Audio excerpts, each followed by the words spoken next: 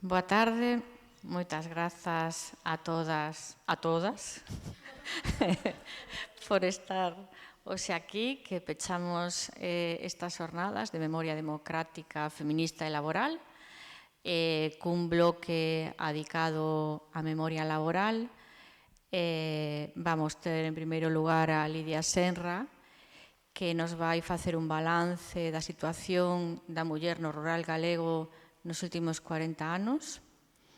A continuación teremos a Carmen Castro, que fará máis un marco máis xeral e abordará máis o presente, a situación de desigualdade e estrategias para incidir nelas. Lidia Senra Labrega é presidenta do colectivo Berro Seco polos Dereitos e Liberdades, do que tamén é fundadora. Comezou a colaborar cos comités de axuda á loita labrega a mediados dos anos 70. Foi secretaria xeral do Sindicato Labrego Galego e unha das impulsoras da Secretaría das Mulleres deste mesmo sindicato. Participou na constitución da Coordenadora Labrega Europea na segunda metade dos anos 80 e tamén participou en 1993 na constitución do Movemento Labrego Internacional Vía Campesina, que é un movemento labrego mundial que reúne organizacións de América, Asia, África e Europa. Formou parte da Comisión Internacional de Mulleres da Vía Campesina até o 2014.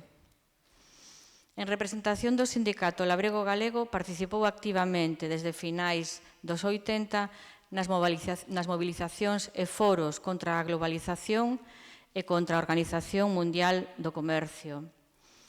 E tamén participou no foro alternativo organizado pola Marcha Mundial das Mulleres en Vigo no ano 2004, así como no Foro Social Europeo de París, celebrado no ano 2003. Participou como relatora nestes foros, achegando aos debates a situación da falta de recoñecemento profesional das mulleres labregas. E foi diputada no Parlamento Europeo na legislatura de 2014-2019. Moitas gracias, Lidia, por ter aceitado este convite e contar contigo coas túas aportacións a estas xornadas. Pois moitísimas gracias a ti por invitarme a este foro. Vou intentar no tempo que era media hora, non? Más ou menos. No tempo que temos, pois intentar un pouco resumir o que foron 40 anos de loita polo recoñecemento dos dereitos das mulleres labregas. Hai que decir que quería facer referencia a que na inauguración desta exposición falaches moito, ti, Mar, da visibilización do traballo das mulleres, non? E eu, unha das cousas que quería empezar dicindo é que, precisamente, si en xeral o traballo das mulleres foi e aínda sigue sendo en moitos casos invisible ou moi invisible, no caso das labregas pois é unha realidade que aínda a día de hoxe pois é bastante sangrante, non? Eu quería un pouco empezar facendo así unha pequeniña referencia, non, a como era o punto de partida, como era a situación das mulleres labregas, pois eso fai máis ou menos sobre 40 anos, cando o Sindicato Labrego Galego empezou a facer as primeiras reunións, as primeiras charlas polas parroquias, non? Por un lado, atopábamonos con que as reunións eran masivamente de homes, aínda que moitas das que íbamos un pouquiño explicar as campañas que se estaban facendo naquel momento desde as comisións labregas, que era como se chamaba o sindicato, éramos mulleres, éramos estudiantes moitas, fillas e fillas de labregos e maestras do medio rural, que íbamos ás parroquias, ás asambleas, á salida da misa, á cantina, donde fora, sobre todo a campaña de inicio, que era a famosa cuota empresarial da Seguridade Social Agraria. As que sodes máis maiores igual recordades algo, ou as que vides de procedencia labrega.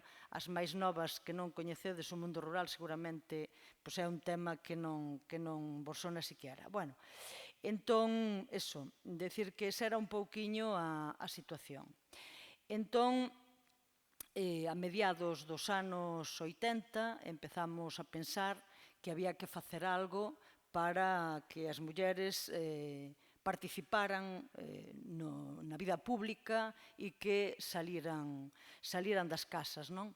Porque outra situación que nos atopábamos tamén era que polas oficinas do sindicato normalmente viñan os homes a buscar información, a facer calquer tipo de xestión, viñan os homes, e aínda que moitas veces por xubilación as explotacións estaban xa a nombre delas, as facturas de ventas e todo eso era a nombre delas, pero quen seguía indo a facer o papeleo eran os maridos. Solo viñan por local no caso de estar viudas, que entón sí que tiñan que vir a facer as xestións, non?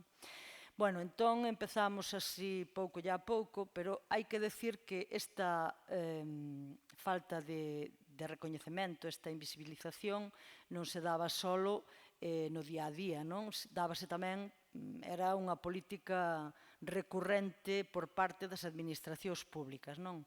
Puxen así a propósito esta foto que está detrás de min, que é do ano 94, e foi unha concentración que fixemos. Xa estaba moi recientemente constituída a Secretaría das Mulleres e foi unha concentración que fixemos diante dun congreso que organizaba daquela conselleira de, creo que era Muller, Familia e Xuventude, que era Manuela López Besteiro, e, bueno, convocaron un evento onde invitaron a un montón de asociacións de mulleres e a nosa secretaría non a convidaban, e non só eso, senón que era sistemáticamente discriminada nas axudas públicas que xa naquel momento daba esa consellería para facer actividades con mulleres, non?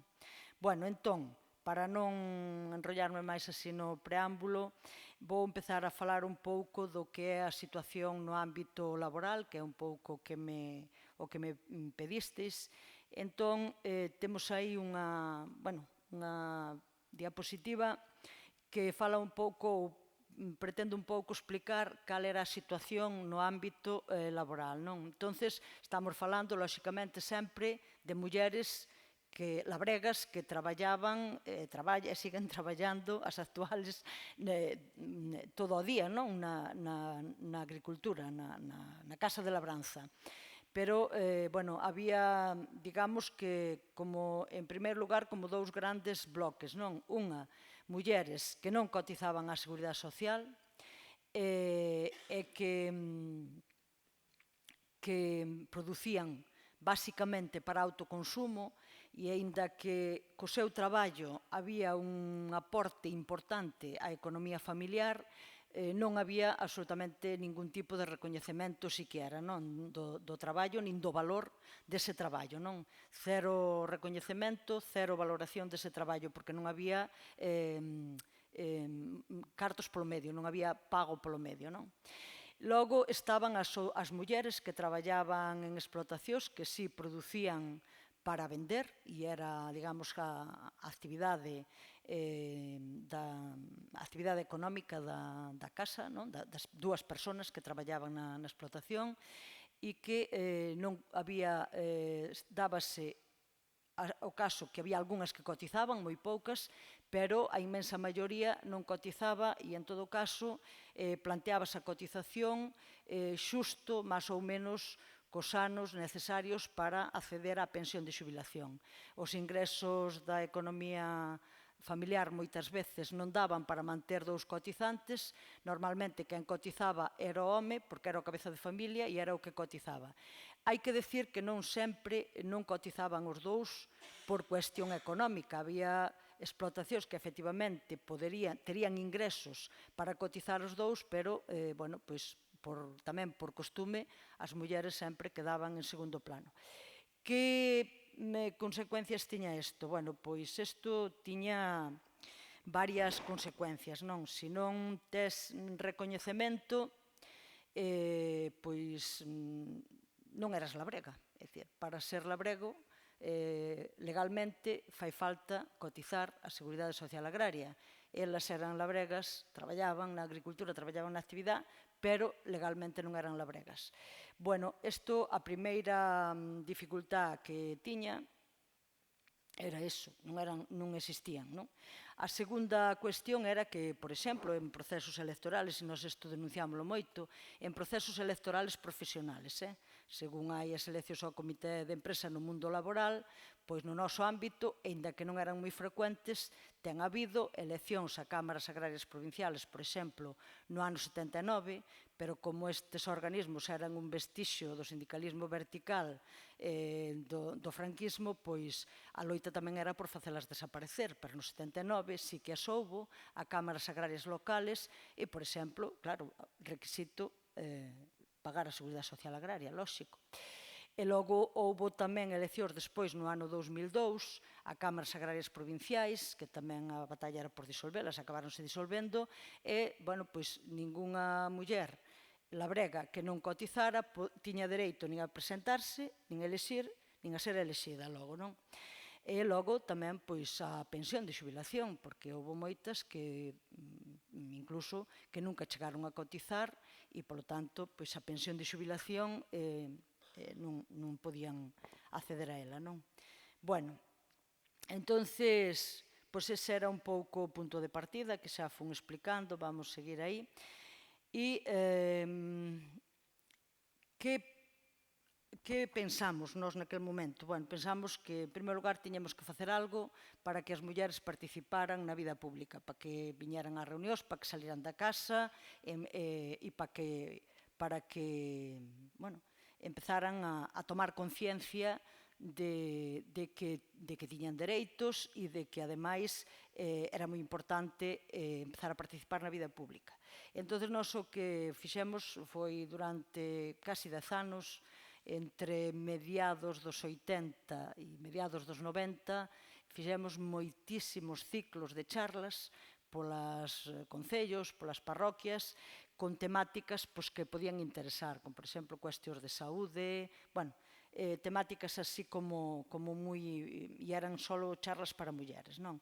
E aquí sempre comento unha cousa, que tiñamos unha compañeira que colaboraba con nós, de feito, nos inicios do sindicato participou moi activamente, que traballaba en extensión agraria, que igual algunhas a coñecedes, que Pencha Santas Marinas, que, bueno, faleceu fai uns anos, e ela, nun momento determinado, desde a súa actividade profesional na Consellería, organizou uns cursos específicos para mulleres porque a realidade que se daba, como comentaba antes co sindicato, tamén se daba na vida laboral. Elas eran as que muxían, pero aos cursos de muxido iban os homes, os maridos.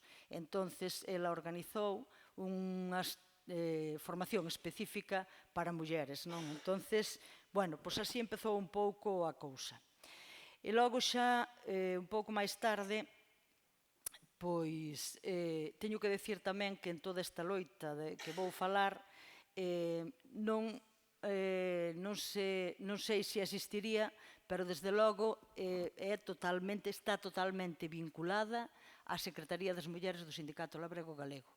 A loita polo recoñecemento laboral das mulleres labregas está totalmente vinculada a eso. Está claro que durante todo o proceso houbo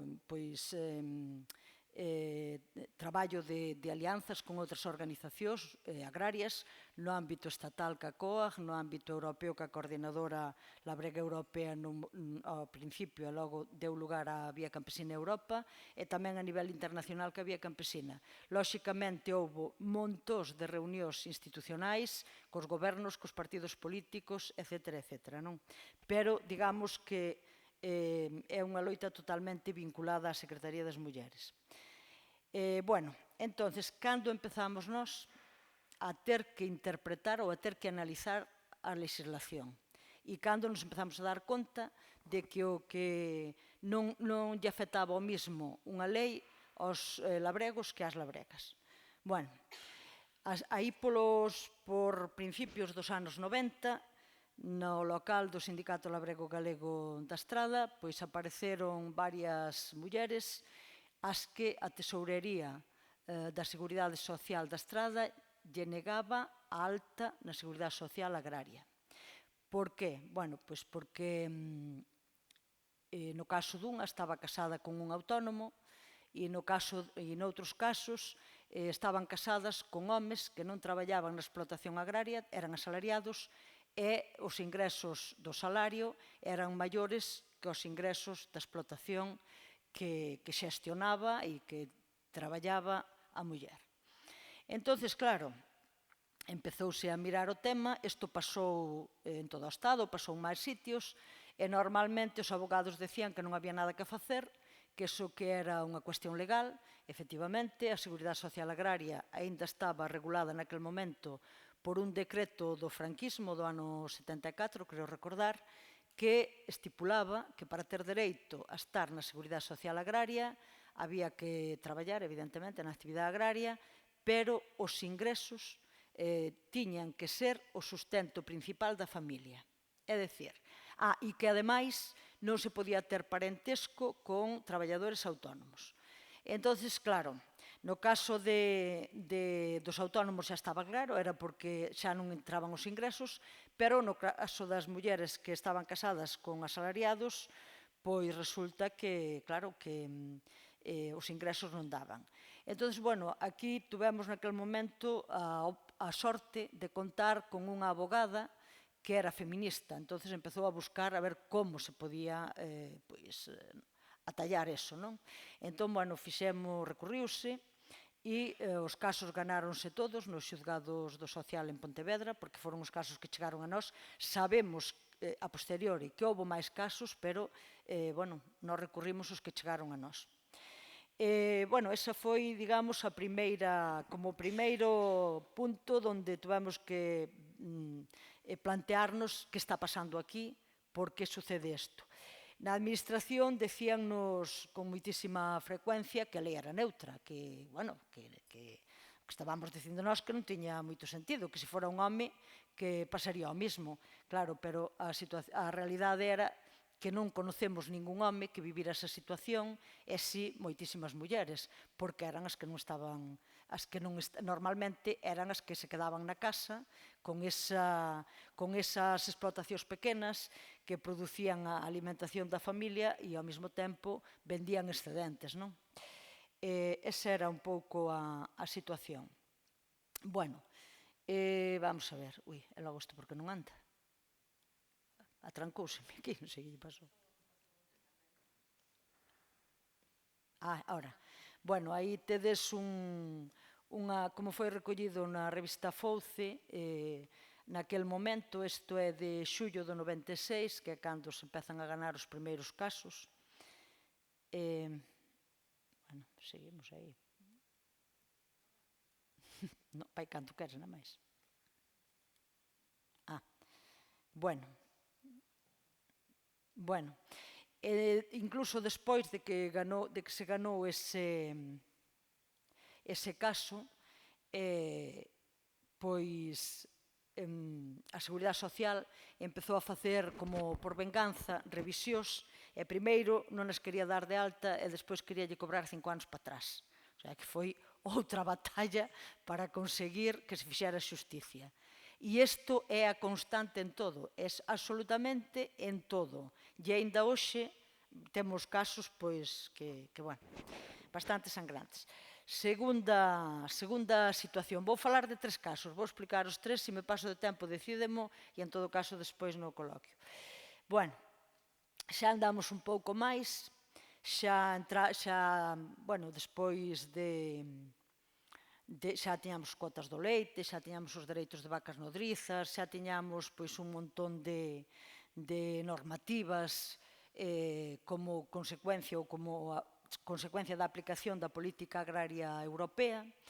E, bueno, chega un momento en que esta compañeira que vedes aí na foto, que é unha muller que se chama Eva García, que é de Sarria, como sabedes, o normal era que as mulleres se casaran cando se casaban con labregos, que foran para unha casa onde xa había actividade agraria, que era a casa do home, non? Bueno, empezaron, pois, en moitas casas, empezaron a quedar os pais solos. No caso desta muller, cando o pai e a nai se xubilaron na súa explotación, non tiñan sucesor. Entón, lóxicamente, empezaron a facer os trámites para pasarlle a titularidade. Non digo as terras, digo a herencia das terras, nin da casa, nin de nada. A titularidade da explotación á filla. Entonces, bueno, presentan a solicitude na Delegación Provincial de Agricultura en Lugo e chámana por teléfono dicíndolle que a retire porque non lle van conceder a titularidade. Porque, como xa está casada con un labrego, alegan a unha lei, a Lei de Modernización das Explotacións do 95, e que non lle poden dar a titularidade a ela, que ten que a retire e que a opción é pasarlle os dereitos, a titularidade desa explotación ao marido. Bueno, primeiro, eso xa é terrible, non? Pero claro, eso tiña outras consecuencias. Estábamos falando, todo o que levaba consigo a titularidade da explotación é o recoñecemento dos ingresos propios, que son do titular. Se tú estás casada con un señor que é titular da explotación, ti podes traballar todo o que queiras na finca que non tes nada. Se tes unha separación, un divorcio ou que sea, sales co posto. Pero incluso, bueno, pois en términos de autoestima, porque aínda que manexes a carteira, como digo eu, legalmente tes que pedir, non? Bueno, entón, esa é a primeira cuestión. A segunda cuestión é que, claro, isto conlevaba a cuota do leite, o dereito á cuota de leite, o dereito de axudas de vaca nodrizas, e todo eso, pois, se se lle pasaba ao titular da explotación, serían do marido, ela quedaría, pois, sin nada, non? Bueno, entón, ela dixo que non estaba disposta, entón contestaronlle por escrito. Contestaronlle por escrito co mesma historia. Bueno, para nós aquelo foi terrible, porque, ademais, por qué? Cal era a base legal para que unha persona que está casada con un señor que é titular dunha explotación non poida ter ela a súa propia explotación?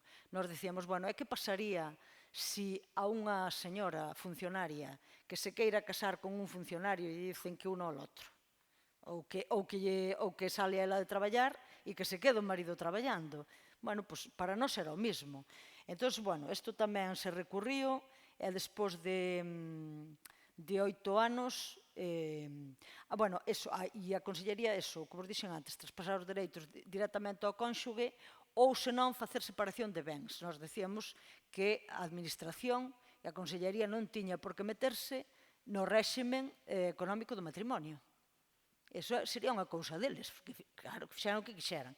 Bueno, pois eran as dúas opcións. Nós sabemos que houve moitísimas mulleres, despois, que lle pasou o mesmo e que traspasaron todo, porque non querían meterse nun proceso largo, porque non querían pelear. Porque, claro, se tú te plantas, vanche dicir, oye, porque logo non mos pasas a min. Quer dicir, que isto era o que se vivía naquel momento, día sí, case a día tamén. E houve moitas que renunciaron e este caso ganouse, pero foron 8 anos de proceso xudicial. O Tribunal Superior de Xusticia de Galicia deulle a razón despois de 8 anos.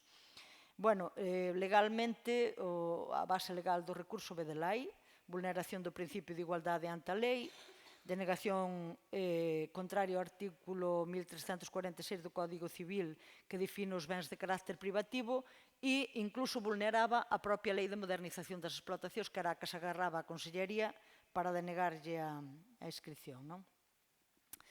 Bueno, pois esa é outra. Bueno, a partir deste caso, ou durante todo este proceso, cando se inicia este caso, cando empeza a coller forza a reivindicación da titularidade compartida das explotacións agrarias. Empezouse a debatir que era necesario buscar unha figura legal que lle recoñecera ás mulleres labregas os seus dereitos, independientemente de se estaban casadas ou non estaban casadas, ou o réximen que tiñan, etcétera, etcétera. Bueno, un pouquiño cales eran as repercusións da non titularidade, pois eso que tamén un pouco mismo coa da Seguridade Social, non? O non recoñecemento laboral, legalmente non tes ingresos, non tes ningún dereito recoñecido en caso de separación, divorcio ou incluso viudedade, porque quen heredan son os fillos. E ningún dereito tampouco a medidas de acción positiva que se requeriran por ser traballadora. E logo vou explicar o último caso que ten que ver con isto.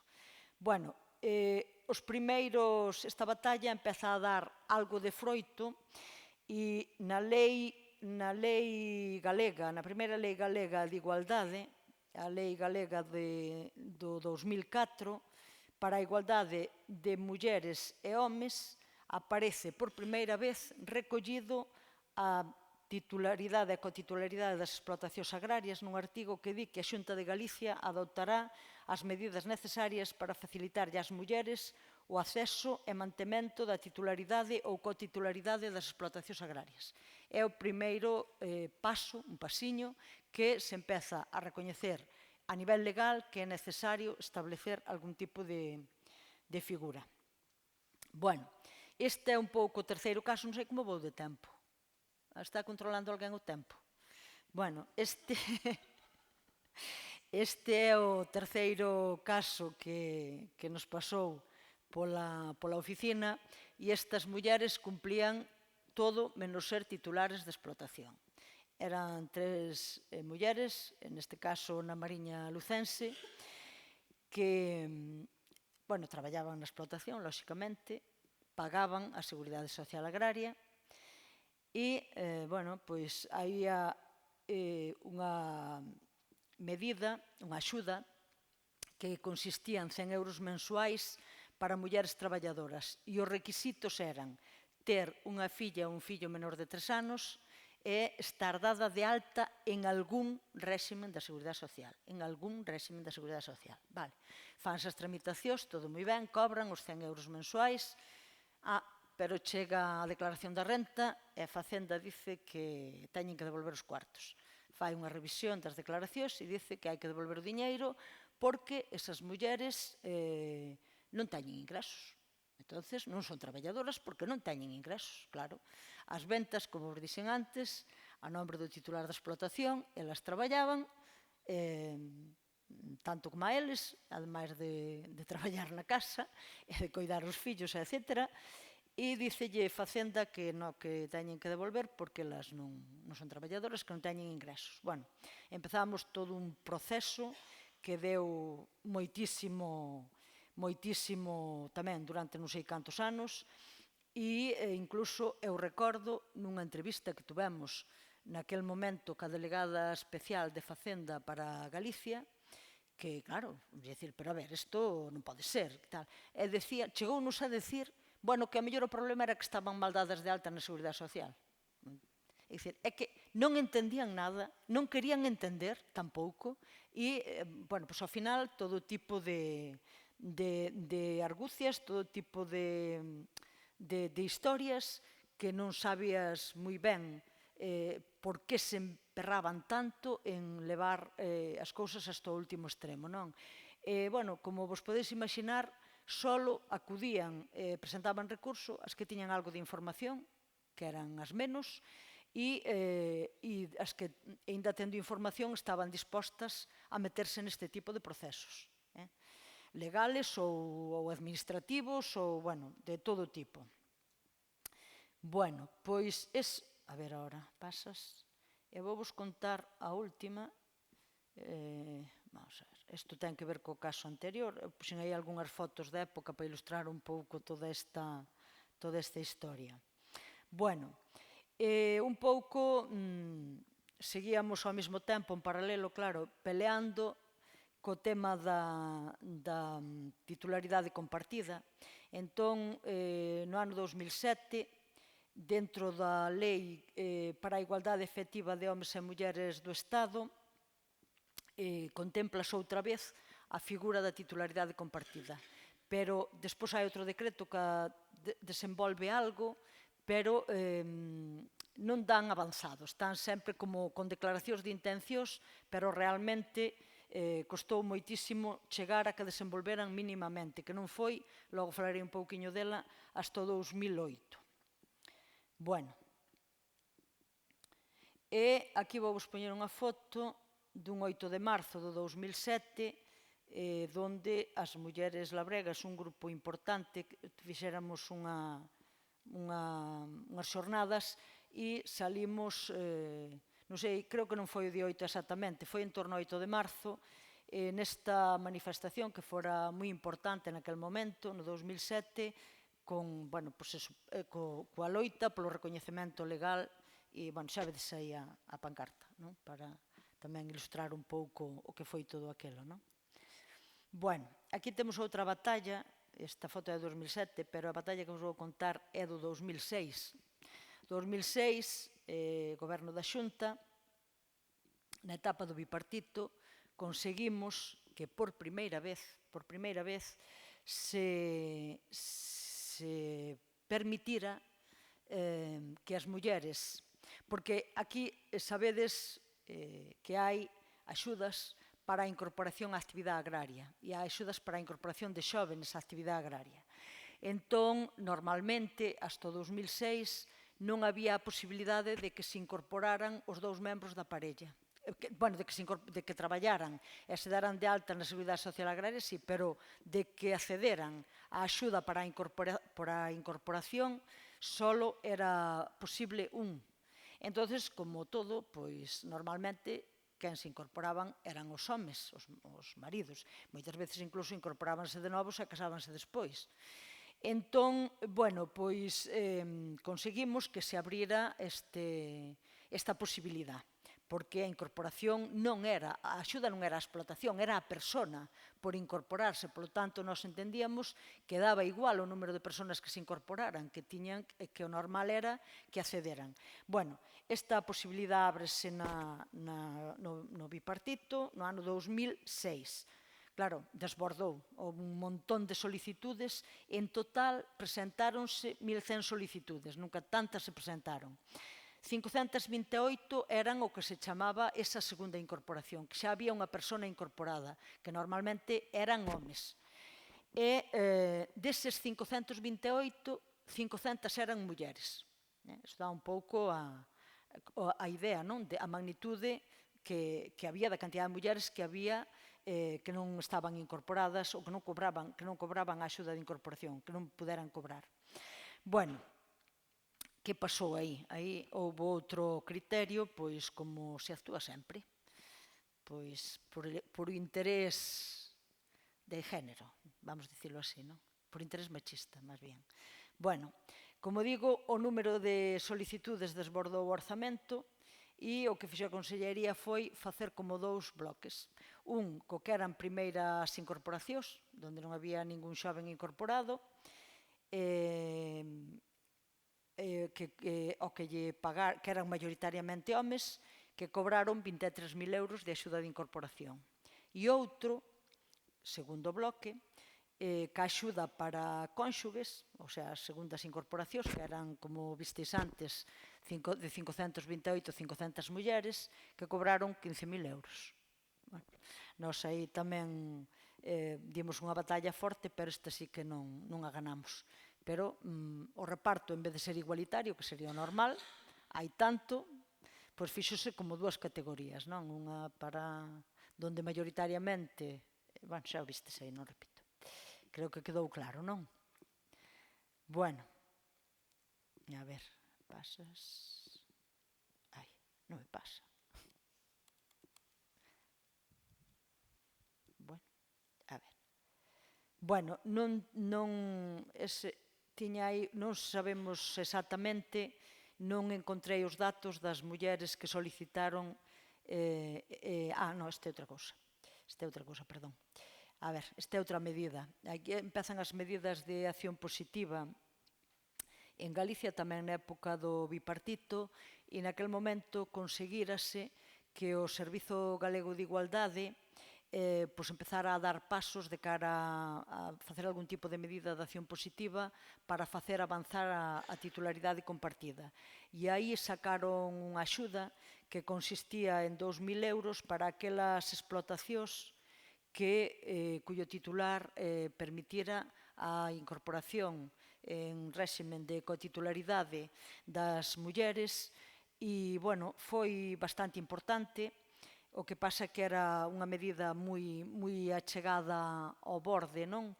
E quedou aí un pouco no aire, porque sí que se deu a titularidade compartida, pero logo un rexistro da Xunta de Galicia creouse no 2008 e, bueno, de alguna maneira non temos os datos, pero calculamos ou pensamos que foron como unhas 500 ou 600 mulleres que naquel momento conseguiran esa cotitularidade, bueno, así non exactamente nos términos nos que está ahora a Lei de Titularidade Compartida, pero sí que xa foi un paso importante de visibilización.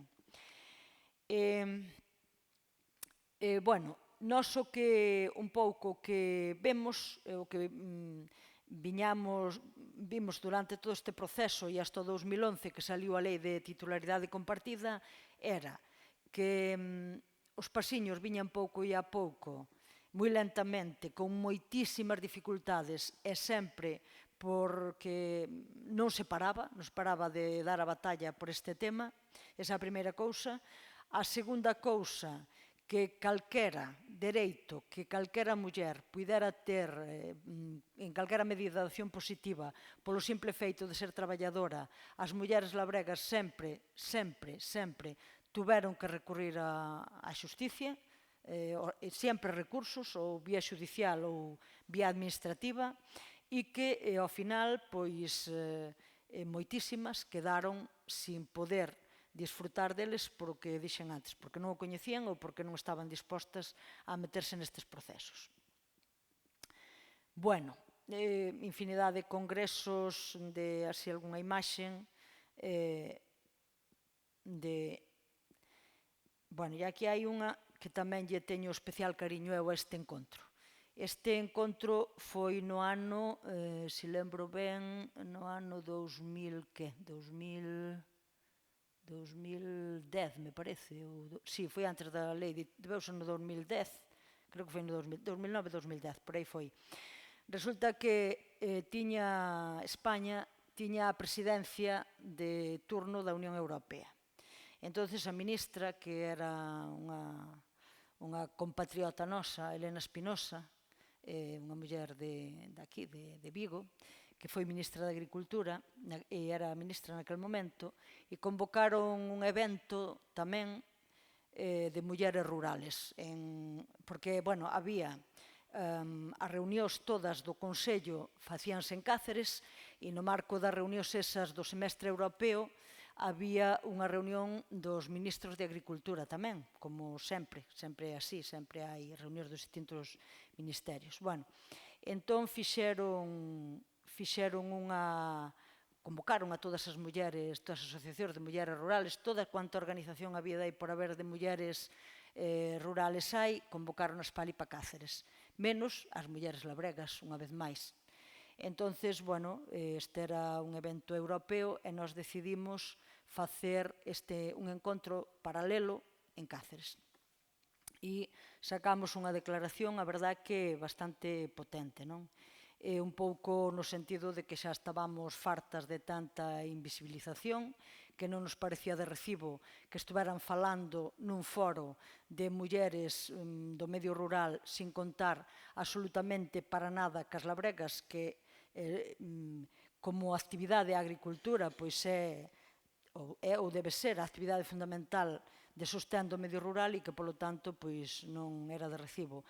Entón, aí saliu tamén con moita forza outra vez o planteamento da titularidade compartida. Vedes, aí esa é unha foto do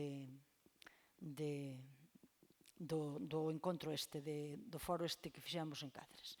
Bueno, e por fin chega a Lei 35/2011 sobre a titularidade compartida nas explotacións agrarias. Foi un logro grande, pero tamén ten un gran pero, e é que para solicitala a declaración que se presenta ten que ser conxunta, ten que firmala tamén o home teñen que firmar os dous. Polo tanto, dito así de maneira sencilla, seguimos tendo que pedir permiso para acceder á titularidade compartida. Na maioría dos casos, bueno, sempre, porque a firma ten que ir as dúas.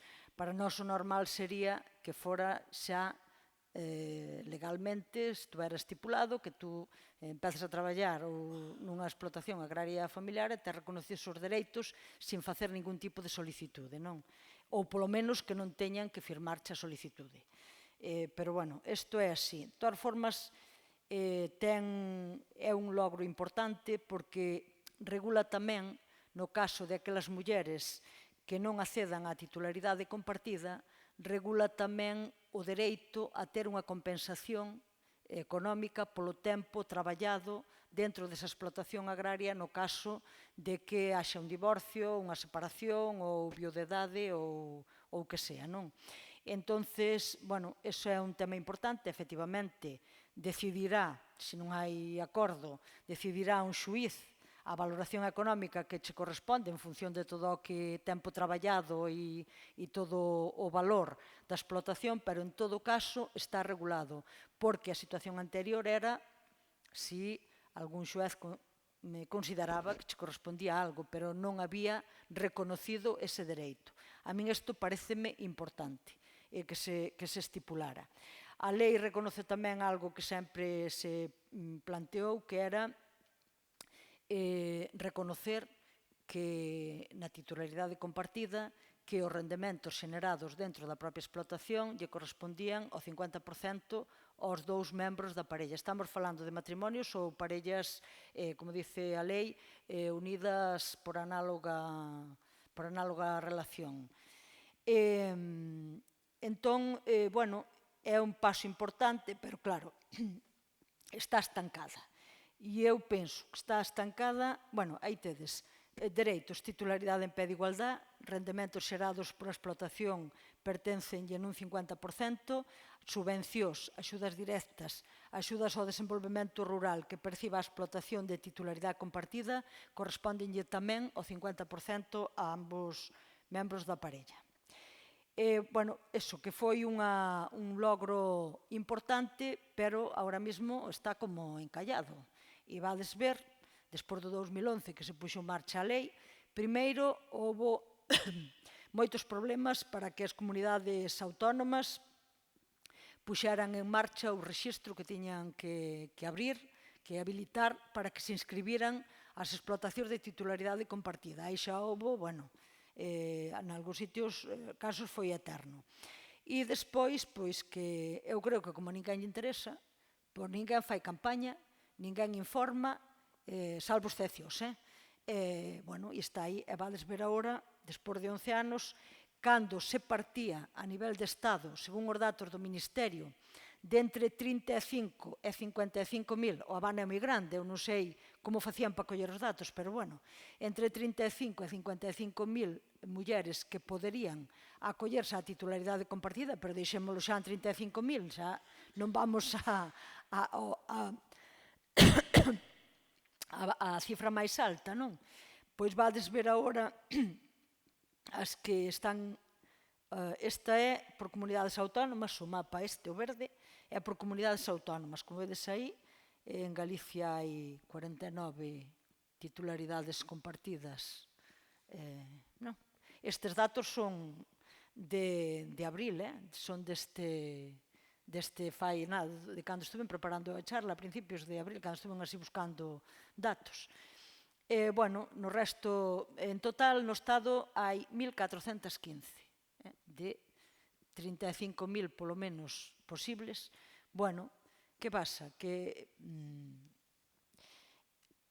haxa que facer a solicitude conxuntamente, que non hai divulgación da lei, salvo, pois, eso, as organizacións, as asociacións de mulleres, as secretarías das mulleres, que informan.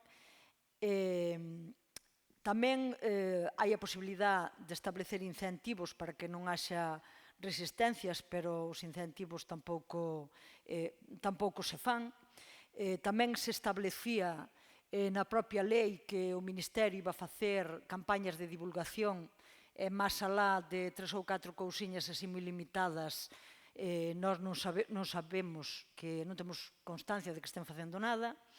E eu creo que, e con isto acabo, creo que outra gran dificultade é que nas organizacións agrarias a nivel estatal e en xeral, salvo excepcións, como é o caso do Sindicato Labrego Galego, pois o que nos encontramos nas direccións, a ver se me pasa a seguinte foto, a ver, é porque me fixo isto, eu quería ir á foto, bueno, pois quería ir á última foto, pero non a vexo, non sei por qué. Bueno, a cuestión é que, que iba, e con isto acabo, que unha das razóns tamén importante é que as organizacións agrarias normalmente siguen as súas direccións maioritariamente os homes, hai moi poucas mulleres, moi pouca presencia de mulleres e menos aínda de mulleres feministas. E este tipo de reivindicacións, este tipo de loitas e este tipo de propostas de visibilizar e de reclamar os dereitos das mulleres labregas solo se fai cando hai mulleres e mulleres feministas dentro das organizacións e cando ao mesmo tempo se traballa pola propia autoorganización das mulleres. Senón, polo menos a miña experiencia é que non avanzan as cousas. E eu teño un detalle, iba a dicir anécdota, pero é un detalle que me pareceu terrible. Alá por finales dos anos 90, sendo ministra de Agricultura Loyola de Palacio, estableceran unha medida pequeniña de acción positiva que era no reparto da cuota láctea, nos fondos que había de reserva, no reparto era nada, darlle, pero unha puntuación pequenísima que favorecía que eran as explotacións leiteiras que eran as mulleres titulares. Bueno, pois tuven que presenciar de un señor de aquí de Galicia, dun sindicato de aquí de Galicia, de unións agrarias, ademais, que supostamente tamén, bueno, pois defendían os dereitos das mulleres, queixarse porque esa medida, era discriminatoria. Pos homes, claro. Pos titulares masculinos. E era unha cousa que vos digo que era insignificante, porque era unha puntuación pequenísima. Bueno, é así. Por iso, evidentemente, non tardan tanto en avanzar as cousas. E, bueno, eu creo que con isto paro aí, porque, bueno, as diapositivas hai moitas máis, pero o resumen creo que pode facerlle un pouco xusticia ao que foron os 40 anos. Este xa está aquí. E aí, deixámolo aí.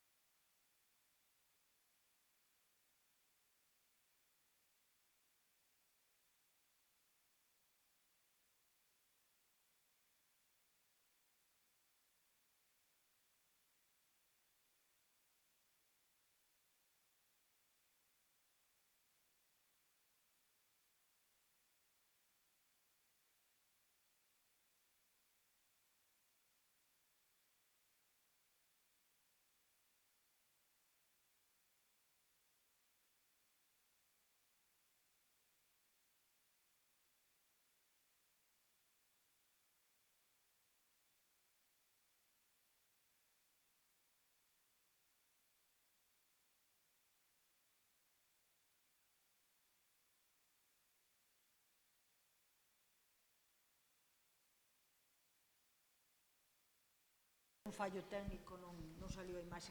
Nada, era unha mesa nunha reunión oficial,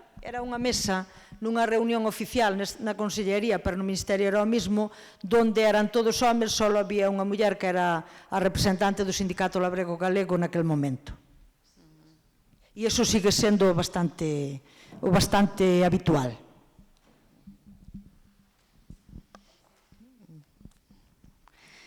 Gracias, Lidia.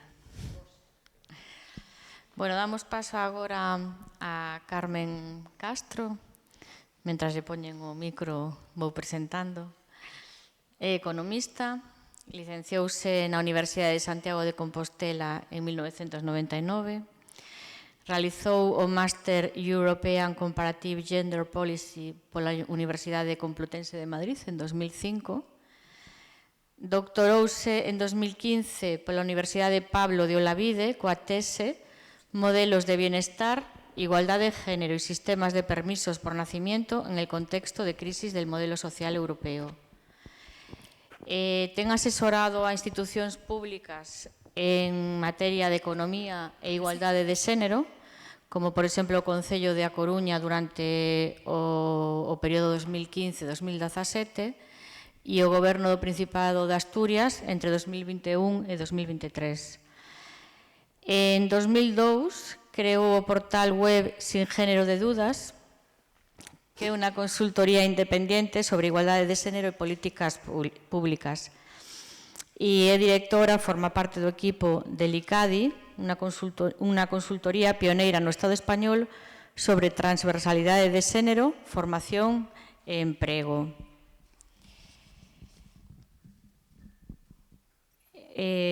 Tamén ten unha componente de docencia, aínda que di que o principal na túa actividade é a consultoría. Traballa na Universidade de Valencia e noutras universidades en diferentes másters. E foi galardonada por institucións valencianas cos premios Les Corts de les Dones en 2019 polas Cortes Valencianas en recoñecemento á súa trayectoria en defensa da igualdade e dos dereitos das mulleres. E en 2018, a súa trayectoria académica e activismo en defensa dos valores democráticos del País Valencià foi recoñecida na edición número 12 da NIT del Tirant.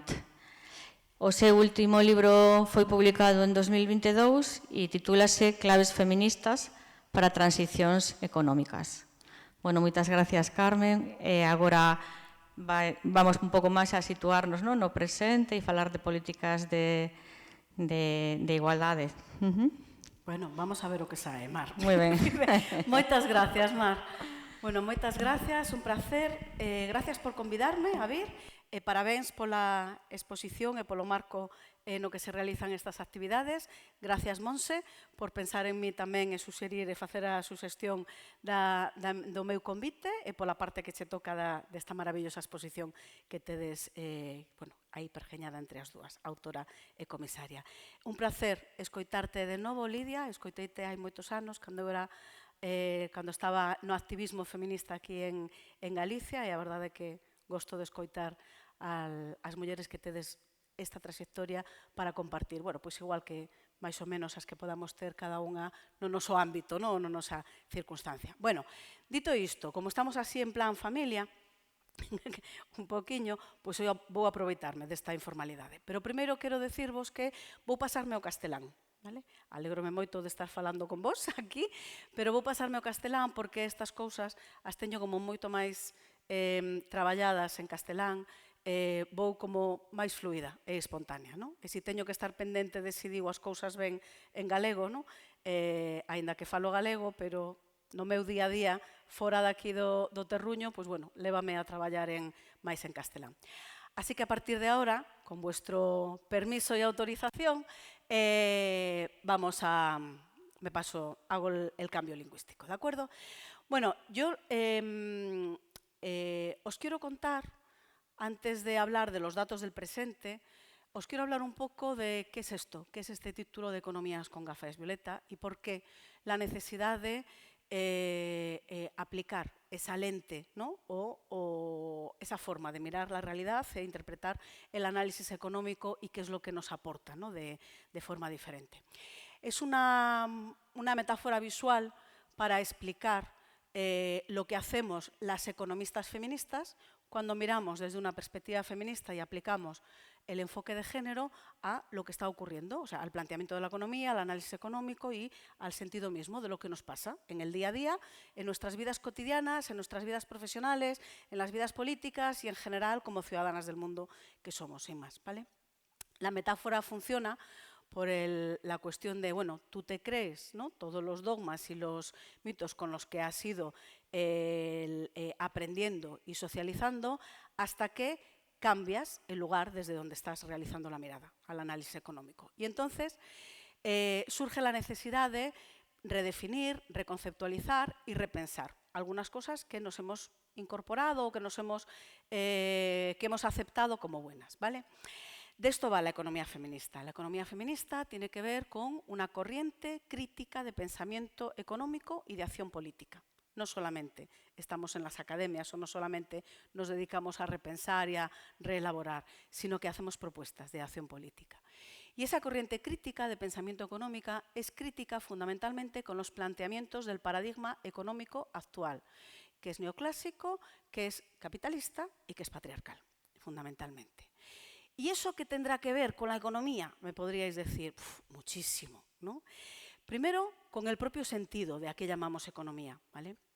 Nos han convencido de que esto de la economía tiene que ver con la forma en que administramos los recursos que son escasos para conseguir una maximización del beneficio, ¿no? Esto, yo no sé si alguien es de aquí de las ramas estas de economía, comercio o lo que sea, por si les suena, pero si no, pues lo compartimos, os lo comparto, así sin más. Pero dices, pero a ver, maximizar el beneficio, ¿de quién? Y optimizar la administración de los recursos de usos alternativos, ¿para quién? ¿Para qué usos? Cuando pensamos desde otra mirada, es decir, otra mirada es una forma de posicionarte teniendo en cuenta que hombres y mujeres en el mundo mundial no hemos vivido las mismas experiencias de aprendizaje social ni hemos recibido los mismos mandatos o expectativas sociales sobre lo que se espera de cada quien en el papel que se nos ha asignado desempeñar en los diferentes entornos y contextos. Entonces, cuando tienes en cuenta eso, entonces dices, no, a ver, espera. La economía debería servir para atender de qué forma vamos a resolver las necesidades de las personas y de los seres vivos para que podamos desarrollarnos, ¿no?, de una manera armónica, ¿no? Entonces, cuando analizas desde ahí, entonces dices, pero entonces, si esto es, si la economía nos tendría que servir para eso, ¿de qué beneficio estamos hablando cuando hablamos de que el objetivo ha de ser maximizar el beneficio? ¿Y el beneficio de quién? Y decimos desde un planteamiento crítico, el beneficio fundamental del interés general, del interés común, el beneficio, el de la armonía, el beneficio, el social, el beneficio del común. Y fundamentalmente, ¿de qué manera las mujeres se benefician de los recursos que provee y la forma de atender las necesidades que tenemos en nuestras vidas, ¿vale? De esto va lo de la economía feminista. ¿Dónde se pone el punto de atención? Fundamentalmente en cómo los procesos de emancipación, de autonomía, facilitan autonomía económica, social y política a hombres y mujeres, qué sesgos de género, es decir, qué diferentes tratamientos y valores desiguales hay con respecto a las situaciones de hombres, condiciones de vida y posiciones sociales de hombres y de mujeres, y eso qué consecuencias tiene para todos los datos, para el análisis económico en general, ¿vale? El punto de atención es, pues, de qué forma podemos hacer emerger los elementos que nos hablan de androcentrismo en los análisis económicos y subordiscriminación de las mujeres, ¿vale? Y todo esto, que tiene que ver con lo de la economía con gafas violetas, se acaba resumiendo como en tres elementos que yo considero de interés. Primero, el hacer emerger los cuidados como una necesidad social a lo largo del ciclo vital para todas las personas, para los seres vivos y para el funcionamiento de las propias sociedades, de las comunidades sociales, ¿no? Este es un elemento fundamental y es uno de los grandes aportes que se hacen desde la economía feminista. Ahora contamos alguna cosilla más al respecto y veremos qué consecuencias tiene esto para interpretar los análisis de las desigualdades económicas. Segundo elemento clave, la necesidad de incorporar un criterio ético y político para poder analizar y para poder interpretar qué es lo que se puede hacer y cuáles son las consecuencias de hacer una cosa o la otra. Y ese criterio ético y político tiene que ver con la equivalencia humana, es decir, todas las vidas valen lo mismo y desde un planteamiento de administración de recursos no se puede establecer ese desigual baremo, ¿no? Obviamente. Y tercero, si hacemos emerger o si identificamos aquellos sesgos de género que están implícitos en la forma en que organizamos social y económicamente las comunidades, la sociedad, el mundo, entonces, acción política. Tendremos que generar alternativas para hacer las cosas de otra manera, ¿no? O incluso para hacer otras cosas, ¿no? Fundamentalmente. A partir de estos criterios de análisis, pues bueno, organizadamente desde la década de los 80 del siglo pasado estamos funcionando como corriente crítica de pensamiento medianamente organizada, bastante informal, aunque en la academia hay grupúsculos así que tal. Pero economistas feministas, aunque no se autodenominasen así, han existido desde principios del siglo XIX perfectamente. ¿Por qué? Porque la preocupación sobre las consecuencias que la forma de organización social y económica tenía especialmente para las condiciones de vida de las mujeres han existido en algunas precursoras del pensamiento económico, ¿vale? Aunque no se autodenominasen economistas feministas. Y porque el interés en hacer emerger las condiciones de precariedad y de pobreza que afectaban fundamentalmente a las mujeres, por ejemplo, en la Inglaterra victoriana, ¿no? Existían, ¿no? Por parte de autoras y pensadoras, ¿no? Sin más.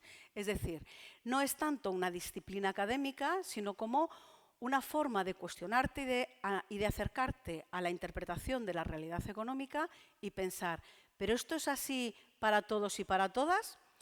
Cuando escuchábamos a Lidia, por ejemplo, ¿no? Que veíamos las incongruencias, ¿no?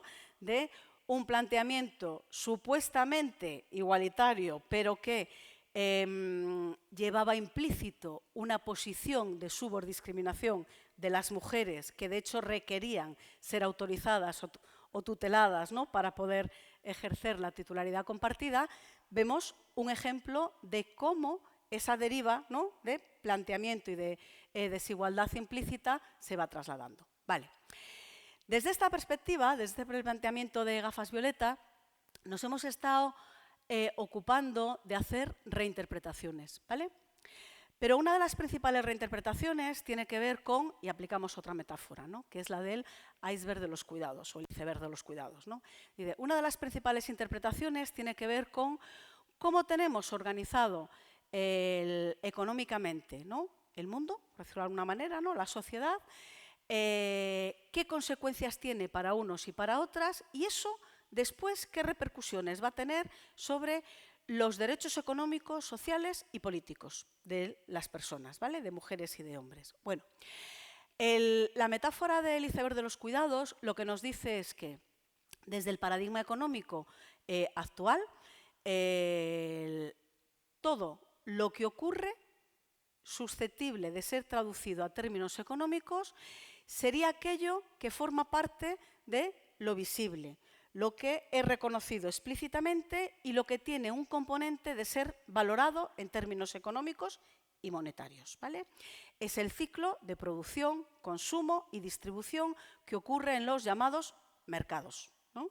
Es decir, es el ciclo en donde se produce, se vende, ¿no? Se incorpora, se trabaja a cambio de una contraprestación monetaria, ¿no? Y se consume y se vuelve a empezar, ¿vale? Todo ese ciclo de producción y tal.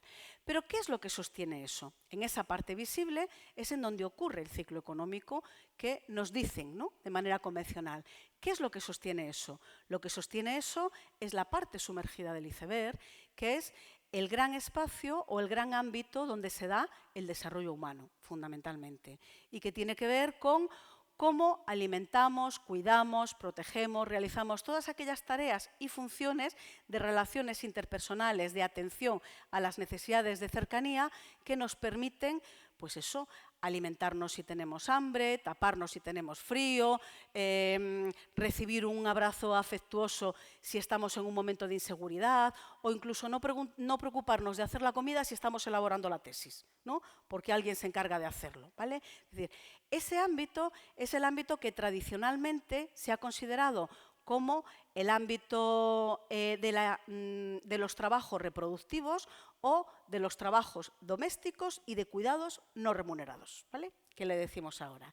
Es el ámbito que representa fundamentalmente los hogares, pero no solo, porque también hay parte de esos trabajos, tareas y funciones esenciales para el día a día, para sostener la vida, que ocurren fuera de los hogares, pero que tradicionalmente o que por mayor afectación podríamos decir que es lo que ocurre dentro de los hogares y que realizan mayoritariamente y casi que en exclusividad en todas las partes del mundo las mujeres. Ese 52% de la población del mundo mundial. ¿Qué quiere decir que en este sistema de organización socioeconómica ese iceberg todavía sea actual? Pues lo que quiere decir que el hecho casual, coincidencia de narices, el hecho casual de que sean fundamentalmente las mujeres en todas las partes del mundo y de distintos tramos generacionales quienes se encargan de sostener y alimentar todo lo que ocurre en la economía convencional, de manera no remunerada y gratuita, a expensas de tiempo, salud y capacidades, ¿no? Fundamentalmente, a expensas de esa extracción, tiene consecuencias. ¿Por qué?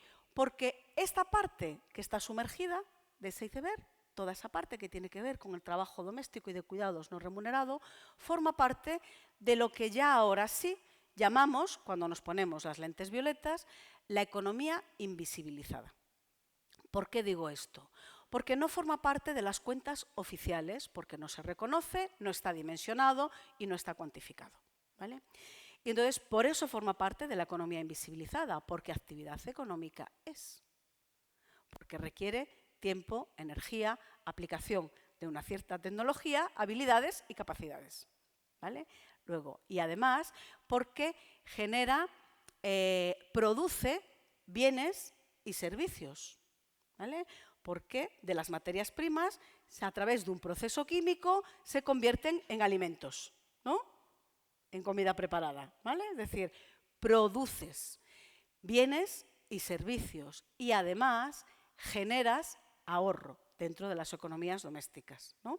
Porque si lo haces, si alguien se encarga de manera no remunerada de hacerlo dentro de los hogares, pues no tiene que acudir al mercado a comprarlo, ¿no? Y pagar con los precios estándares que haya, ¿de acuerdo? Entonces, todo esto que forma parte de la economía invisibilizada, es actividad económica, pero oficialmente, desde el paradigma económico convencional, no está reconocido como tal. ¿Por qué? Porque el paradigma económico convencional lo que hace es reproducir una serie de ficciones y de mitos que a fuerza de repetirlos pretende que los incorporemos como realidad.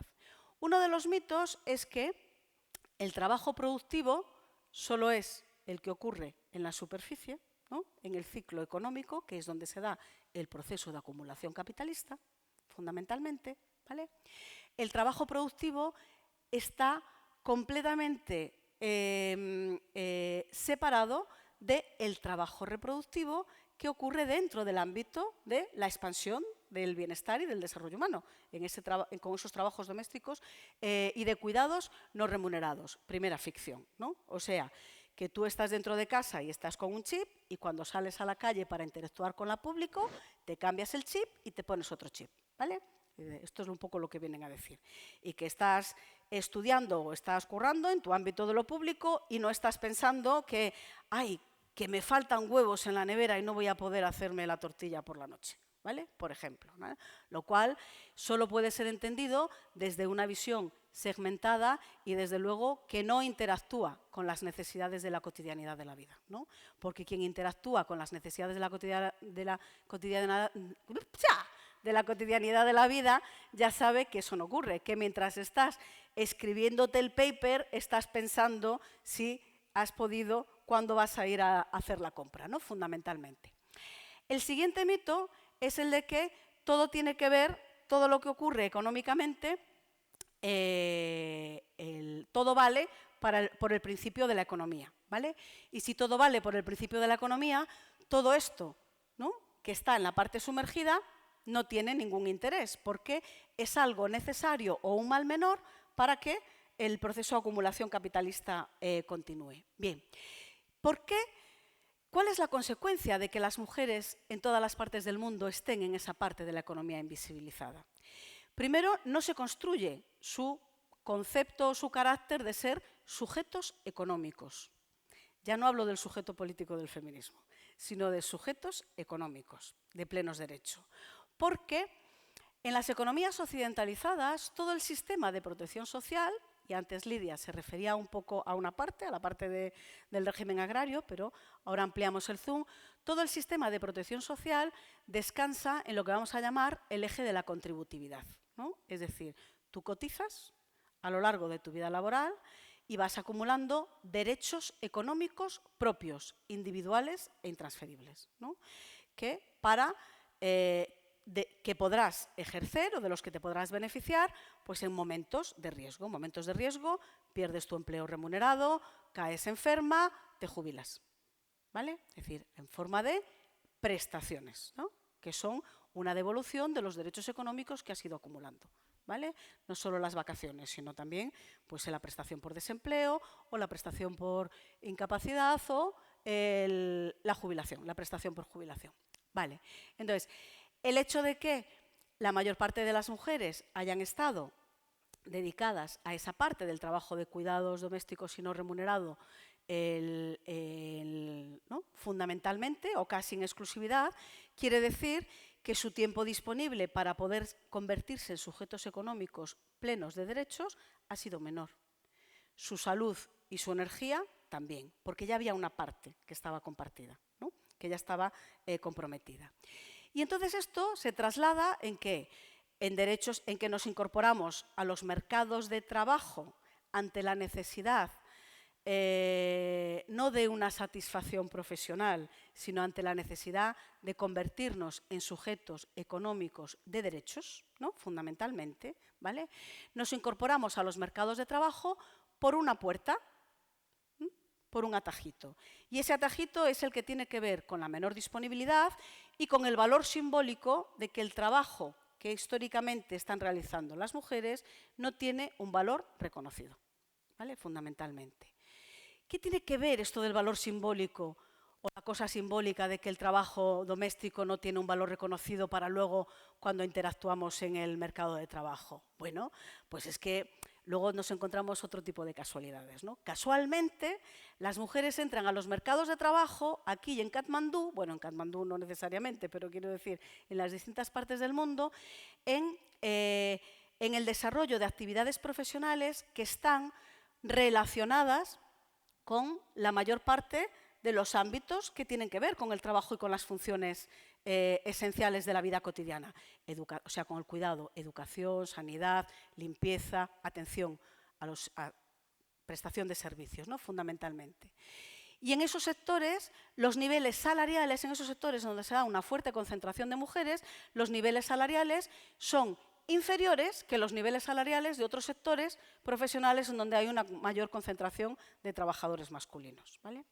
Primera casualidad. Segunda casualidad, incluso trabajando dentro del mismo sector, no ocurre todavía que haya un mismo salario por trabajo de igual valor. De hecho, y esto lo tenemos cuantificado en el indicador que se llama brecha salarial, que es uno de los indicadores de desigualdad que todavía soportamos hoy en día, que es la diferencia que existe entre la remuneración promedia que reciben hombres y mujeres en trabajos de igual valor. Esto está estandarizado en cómo se mide y cómo se establece para el conjunto de los países de la Unión Europea, por ejemplo, ¿no? Y para el caso de Galicia, año 2025, estamos en un 22,5% de brecha salarial.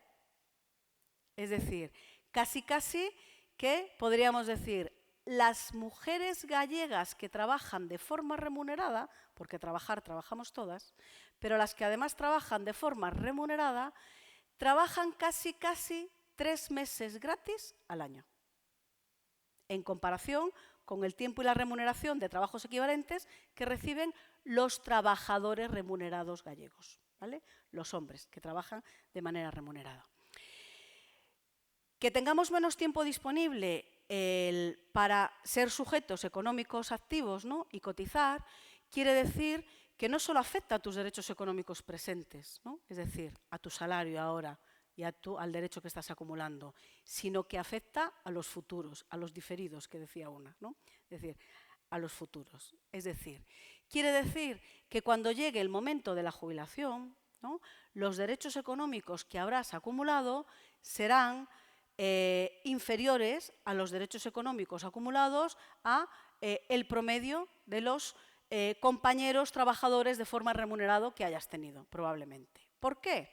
Porque hay otro hecho que también tenemos a fecha actual y es que 3/4 partes de quienes trabajan a tiempo parcial son mujeres, lo cual quiere decir cotizaciones a tiempo parcial. Y ya por fin, desde la sentencia del Tribunal Europeo de Derechos Humanos, ha reconocido que la cotización a tiempo parcial es cotización también. Hay que computarla como día completo, no como día parcial, ¿vale? Que era una de las discriminaciones indirectas que teníamos que mantenía nuestra tesorería de la Seguridad Social, ¿no? Que las cotizaciones a tiempo parcial, fundamentalmente de las mujeres, no contaban como un día cotizado a tiempo parcial, sino que igual necesitabas 3 días para que te computase uno equivalente a tiempo completo. No sé si esto lo he dicho de una manera clara, ¿vale? Porque en mi cabeza suena claro, pero igual luego, como ha salido, no. Entonces, eso, ¿qué consecuencia tiene? Pues la consecuencia que tiene es que la brecha de género que hay en las pensiones, en Galicia, ahora mismo, en abril del 2025, es mayor incluso que la brecha salarial, porque llegamos a un 32% de brecha de género en las pensiones. Ya no me meto con el régimen agrario, porque ya Lidia había hablado antes. Pero bueno, además tenemos otros hándicaps, y es que quienes profesionalmente se han dedicado al ámbito, al trabajo doméstico y de cuidados dentro de los hogares, pero de manera remunerada, porque esa figura también la tenemos, las trabajadoras del hogar, o las personas que trabajan en el servicio doméstico, o, como dice el régimen especial pseudo-general de trabajadores del hogar, ¿vale? Que son el 98%, prácticamente son mujeres, ¿no?, fundamentalmente. Bueno, pues es otro ejemplo más de cómo un régimen de cotización fuertemente feminizado ha tenido hasta hace 2 días y todavía sigue teniendo signos de desigual valoración con respecto a lo que tienen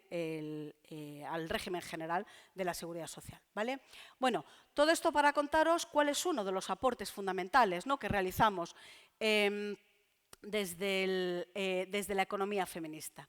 Pero os decía que no solamente generamos y buscamos dónde están las desigualdades y cómo lo medimos, sino que además generamos alternativas. En el cómo medimos las desigualdades, bueno, algunos indicadores están ahí claros.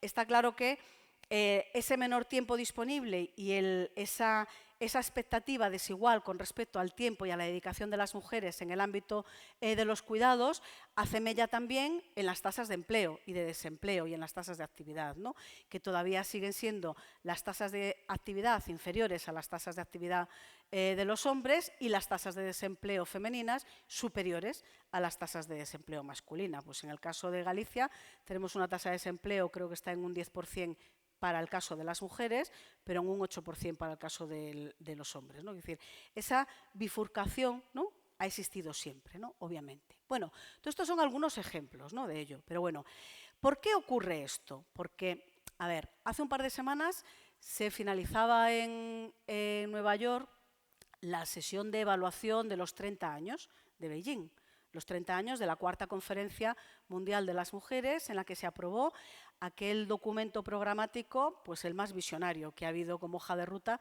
para avanzar en políticas de igualdad y en la igualdad efectiva, ¿no?, que fue la Declaración de Beijing y la Plataforma de Acción de Pekín, que definía 12 grandes áreas de preocupación para poder avanzar en igualdad efectiva. Y en esta evaluación hecha en Nueva York después de estos 30 años, pues se te caen los, ¿cómo se dice? Los pelos los palos del sombrajo, ¿cómo se dice eso? Bueno, pues se te cae todo, se eche todo. ¿Por qué? Porque si bien hay algunos elementos de avance, ¿no?, que hay que mencionar, pues por ejemplo, se han reducido mucho las brechas de género en la educación, por ejemplo, ¿vale? Se ha erradicado prácticamente el analfabetismo de las niñas, entre las niñas, ¿no?, que era una afectación muy mayoritaria, y hay más mujeres que están incorporadas como sujetos económicos, y hay más mujeres participando en posiciones de liderazgo en el mundo de la empresa, no sé qué, no sé cuánto. Vale. Y hay una tendencia que viene sobre todo a partir de, o sea, ya antes de la pandemia ocurría, pero sobre todo a partir del 20, que es de impulsar la importancia de crear lo que llamamos infraestructuras de cuidados, que son servicios integrales de cuidados desde la titularidad pública para cambiar el chip de para qué tienen que servir las políticas públicas y la política económica, ¿no?, que es para atender, para aprovisionar la forma de resolver las necesidades que tienen las personas, ¿no?, fundamentalmente. Vale, si bien todo eso se ha reconocido, lo cierto es que no hay ni una sola meta en aquellas 12 grandes áreas estratégicas que se definieron en el 1995 que esté resuelta, que se haya conseguido plenamente. Ni una sola. Y eso nos coloca a las puertas de otra evaluación importante, que es la del 2030, con la Agenda 2030. ¿No? La Agenda 2030, la de los Objetivos de Desarrollo Sostenible, que tiene el objetivo 5, que es el de igualdad de género y empoderamiento de las mujeres y de las niñas, con una serie de metas como objetivo mismo, en sí mismo, pero también como metaobjetivo, es decir, como objetivo transversal para que se puedan cumplir el resto de los objetivos. Ni una sola meta de ese objetivo está cubierta, está cumplida en este momento tampoco. Entonces, ¿cuáles son? ¿Qué es lo que pasa? ¿Cómo puede ser que tantos recursos, tanta movilización de acciones en el mundo mundial, por decirlo de alguna manera, sí, bueno, con todas las diferencias, y todavía estamos hablando de estos indicadores de desigualdad, ¿no?, de una mayor afectación de precariedad, ¿no?, en las mujeres? ¿Qué es lo que ocurre? Bueno, lo que ocurre es que yo creo que este paradigma económico, insisto, capitalista y patriarcal, y de economía neoclásica, fundamentalmente, utiliza una estrategia para el disciplinamiento. Y esa estrategia es la del empobrecimiento. Pero no empobrece a toda la sociedad, ¿no?, porque alguien tiene que sostener, ¿no?, lo que ocurre arriba. ¿De acuerdo? Entonces, esa estrategia de empobrecimiento o de precariedad es implícita al propio proceso de acumulación capitalista. ¿Vale? ¿Por qué? Porque si este sistema no se sostuviese a partir del trabajo gratuito y no remunerado que realizan fundamentalmente las mujeres, el proceso de acumulación capitalista no funcionaría así. ¿Vale? O sea, no estaría ocurriendo realmente. Es decir, el que haya grandes milmillonarios, para que nos aclaremos, tiene que ver con la extracción de quienes están en las bolsas de pobreza. Porque lo que no acaba de funcionar, y ese es otro mito del planteamiento económico, es esto de que si tú inyectas dinero y recursos a quienes ya tienen, ¿no?, irán haciendo que descienda para los estratos socioeconómicos más bajos, en donde estamos fundamentalmente las mujeres, en las escalas, en los estratos socioeconómicos más bajos. Por eso, cuando aumenta el salario mínimo interprofesional, nos beneficia en gran parte a las mujeres que estaban recibiendo esos salarios inferiores. ¿De acuerdo? Entonces, como eso no funciona, pues, ¿qué ocurre? Que esa estrategia de empobrecimiento y de precariedad económica se extiende y afecta a, me vais a permitir que lo diga así, primero al grupo de las mujeres, ¿no?, en general, ¿vale? Y segundo, a varones, a hombres de subclases sociales y económicas en distintas partes del mundo, ¿no?, que también existen. Porque hay dos ejes más que se descubren cuando analizamos con lentes violetas, que es la división sexual del trabajo como eje de categorización de la sociedad y la violencia económica estructural, que es la que se ceba en las mujeres y en las niñas. Y es la que impide que realmente se resuelvan estos grandes indicadores de desigualdad, fundamentalmente, porque son los mecanismos que desarrolla el sistema por los que excluye de posibilidad de emancipación y de procesos de empoderamiento económico a las mujeres y a las niñas. Y por eso sigue siendo un reto. Y por eso, hace 2 semanas, en Nueva York, tuvieron que volver a hacer otra declaración política y económica para decir que es prioritario desarrollar estrategia de empoderamiento económico para las mujeres y para las niñas para poder acabar con las desigualdades en el mundo, porque hasta que no las conviertas en sujetos económicos plenos de derecho, el proceso de autonomía económica no es tal. Y el de emancipación tampoco. Y es prioritario reformar todos los vestigios caducos y patriarcales de leyes, que todavía hay, disposiciones legislativas, que nos colocan en esa posición de subordiscriminación. Y esto es lo que tenemos. Dice, ¿cómo puede ser que después de tanto tiempo todavía estemos hablando? Pues porque no le estamos hincando el diente a la cosa gorda. Y la cosa gorda es que es la violencia económica estructural que se ejerce para desarrollar esa estrategia de empobrecimiento generalizado. Y esa estrategia de empobrecimiento generalizado es de lo que se aprovecha, por ejemplo, lo que hoy en día consiste o ya se considera el segundo gran negocio de la globalización, que es el mercadeo de personas, de seres vivos. Y que 3/4 partes de ese mercadeo de personas, ¿sí?, son con fines de explotación sexual. Y que dentro de esas 3/4 partes con fines de explotación sexual, el 98% son mujeres y niñas, cada vez más jóvenes.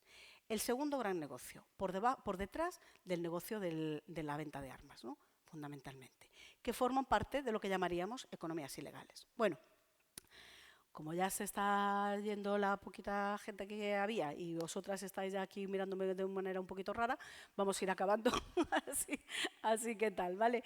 Que no pasa nada. Bueno, os decía, entonces, cuando nos ponemos la lente violeta, las gafas violetas, lo que hacemos es cambiar el lugar desde donde estamos mirando, tener en cuenta cómo todo ese peso de los procesos de socialización diferenciadas, de las violencias estructurales, ¿no?, y de esa estrategia de empobrecimiento afecta a las mujeres en el mundo y cuáles son las consecuencias económicas de permitir que esto siga así.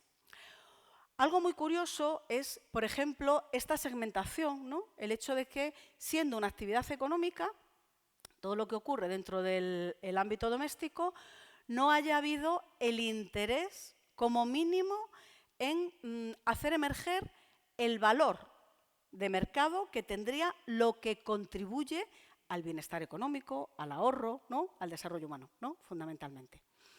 Esto se estuvo intentando hacer pues, a partir de la década de los 80, porque es una de las primeras cuestiones en las que desde la economía feminista hemos puesto la atención, ¿no?, la necesidad de hacer emerger, poner en valor, dimensionar cuánto es lo que contribuye, ¿no? Si realmente pensáramos el valor de las actividades económicas que se generan en una sociedad, ¿no?, de otra manera, ¿no?, si realmente nos hiciésemos otras preguntas, pues obviamente tendríamos otras respuestas, ¿no? Entonces, ¿cuánto es lo que se está contribuyendo? ¿Cómo se está contribuyendo para ponerlo en valor? Bueno, y eso se empezó a hacer en lo que llamamos cuentas satélites de producción doméstica.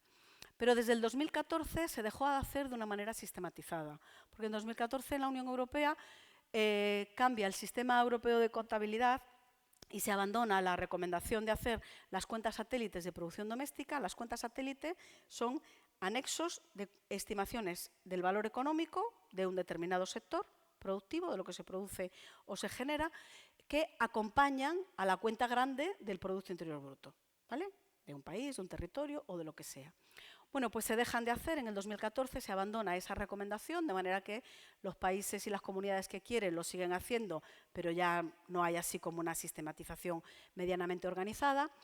Y se empiezan a hacer otras cuentas satélites, ¿no?, pues como la del turismo o la de la prostitución, ¿no?, por ejemplo, ¿no?, o la del narcotráfico, para ver la estimación de cuánto se está moviendo en las economías ilegales que no pasa por el fisco, ¿no?, fundamentalmente, ¿vale? Pero sí tenemos algunos territorios en donde ha habido interés en seguir haciendo ese recuento, ¿no? Y entonces, os cuento que si utilizásemos el mismo criterio de valoración que se utiliza para hacer la cuenta del Producto Interior Bruto, es decir, poner en valor aquellas actividades que están monetarizadas de producción de bienes y de servicios en un país, en una comunidad, en un territorio, ¿no?, fundamental, la la producción doméstica en un territorio determinado. Por ejemplo, para el conjunto del Estado español estaríamos hablando de cerca de un 40% del Producto Interior Bruto, comparando con lo que aporta al Producto Interior Bruto el trabajo remunerado, que sí está contabilizado, ¿vale? En otras comunidades, como Euskal Herria, se hacen revisiones periódicas, ¿no? Cada 5 años o así, ¿no? Se van haciendo. Y la última que tienen, la del 19, que se publicó en el 2020, habla de que el valor de la producción doméstica y de los trabajos de cuidados no remunerados representaría para el Producto Interior Bruto del País Vasco un 28% de su contribución económica al bienestar, por ejemplo. Si se hiciera para Galicia, para los datos de Galicia que tengo de Galicia no son tan actuales, son de antes de la crisis financiera, ¿no? Antes del 2008, pero si se hiciera para Galicia, esos últimos datos que tenemos, estaríamos hablando de un 37% de lo que representa todo esto. Ergo, no es moco de pavo, ¿no? Entonces, ¿cuál es el interés de seguir manteniendo esa falacia o esa ficción de que esto no existe, cuando es lo que nos permite funcionar y mantenernos en el día a día? Entonces vuelvo a mi planteamiento anterior, ¿no? Eso forma parte de una estrategia de disciplinamiento. Y la estrategia de disciplinamiento va dirigida a aceptar un status quo y un determinado orden de género. Y eso forma parte de esa estrategia de disciplinamiento porque esa es la base del empobrecimiento generalizado de las mujeres, fundamentalmente, ¿vale? No solo porque tengan menos tiempo para entrar al mercado de trabajo, sino porque se valora de una manera mínima, ¿no?, después el trabajo y las aportaciones que se realizan dentro de los mercados, ¿no?, fundamentalmente, en lo simbólico y en lo monetario, ¿no?, fundamentalmente. Entonces, conscientes de esto, una pequeñita pincelada, ¿eh? Obviamente, desde la economía feminista analizamos más cosas, pero este es como el meollo del asunto, ¿no?, fundamentalmente. Entonces, conscientes de eso, generamos y hacemos alternativas. Generamos alternativas, primero, para subvertir eso, es decir, cambiar, desmontar los mitos y las ficciones que hay en el paradigma económico que nos hemos tragado, medir de otra manera y otras cosas, pues decía, cambiar las preguntas para poder tener otras respuestas, ¿no? Y una de las alternativas en cuanto a mediciones es que hay toda una batería de instrumentos que se generó pues a finales del siglo XX y principios del XXI, desde la Universidad de Barcelona, por el equipo de investigación de la profesora Cristina Carrasco, para generar instrumentos de medición alternativos, por ejemplo, a la encuesta de la población activa, que sigue denominando a las amas de casa, a quienes están dedicadas fundamentalmente a hacer todo este trabajo en la economía invisibilizada, como población inactiva, ¿no?, por ejemplo, ¿vale? Además, existen alternativas de utilizar otros medidores diferentes al Producto Interior Bruto. ¿Por qué? Porque el Producto Interior Bruto tiene tantos sesgos de género, es tan mentiroso y tan incompleto que es increíble, ¿no?, que todavía siga siendo el indicador entronizado por todas las economías del mundo, ¿vale? ¿Por qué? Primero, porque no cuenta todo ese trabajo, toda esa contribución y ese valor añadido que se genera dentro de los hogares y las comunidades. Eso no lo cuenta como parte de la contribución del desarrollo, bienestar y prosperidad. Después, porque no cuenta los efectos colaterales de la actividad humana económica, por ejemplo, la contaminación, por ejemplo, el extractivismo y el agotamiento de los recursos o de los materiales, ¿no?, de la propia naturaleza. Y después, porque tiene cosas absurdas como contar en positivo el efecto, el más allá de la destrucción. Por ejemplo, después de una destrucción por una catástrofe natural, la Dana de Valencia, de finales del 29 de octubre, se cuenta en positivo toda la construcción que habrá posteriori. Después de una guerra, se cuenta en positivo la expectativa de construir de nuevo todo el territorio. Pensar en el genocidio de Gaza, ¿no?, y en ese gran resort que están planeando construir, ¿no?, sobre los esqueletos, las tumbas y el territorio que fue, ¿no? Entonces, por eso no nos sirve el Producto Interior Bruto. Y no nos sirve a todas las personas críticas o no nos sirve particularmente a las mujeres? Pues mira, no nos sirve a la sociedad en general, pero particularmente a las mujeres no nos sirve, porque oculta e invisibiliza fundamentalmente una gran parte del trabajo que es necesario para sostener la vida en el día a día, que es un trabajo esencial, que lo identificamos como tal durante la pandemia, que de repente se abrieron los ojos y hubo mucha gente que dijo, puede parar todo en la economía, pero no puede parar las actividades y las funciones que son esenciales para el día a día, ¿no? Dices, claro, lo que pasa es que luego nos vamos olvidando. Bueno, esta es una de las aportaciones, lo de cómo medimos. La otra línea de aportación tiene que ver, obviamente, con repensar todas las políticas económicas y las políticas fiscales. Las políticas fiscales en la parte tributaria, no me enrollo con eso, pero yo creo que hemos visto un ejemplo con lo que nos contaba Lidia, ¿no? De los profundos sesgos, nos da un ejemplo de los sesgos que hay, ¿no? Pues imaginaros si analizamos el IRPF, sociedades, el IVA, en fin, ¿no? Todos ellos, ¿vale? Y luego también en la propia consideración del sistema fiscal, es decir, ¿para qué queremos, para qué invertimos desde lo público, ¿no? Y qué es lo que queremos conseguir, ¿no? Fundamentalmente. La clave es qué tipo de sociedad y qué modelo de sociedad es el que aspiramos a tener, ¿no? Qué papel vamos a tener unos y otras, y entonces diremos, ¿y qué es lo que necesitamos para llegar allí? Y por eso lo de cambiar las preguntas, ¿no? Y entonces eso nos puede hacer cambiar incluso el repensarnos si realmente necesitamos seguir alimentando sectores productivos altamente contaminantes o si realmente necesitamos estar en un bucle de tropecientas horas, ¿no? Produciendo de manera remunerada cuando luego no te queda tiempo ni para descansar, ni para socializar, ni para hacer esa vida en común y ampliar los ámbitos de bienestar. En fin, a esas cosas nos dedicamos. Y acabo ya, porque ya estamos en Just in Time, me parece. Y os cuento que en ese libro, si os interesa y queréis seguir en esta senda, pues que ahí cuento algunas cositas más, ¿vale? Gracias.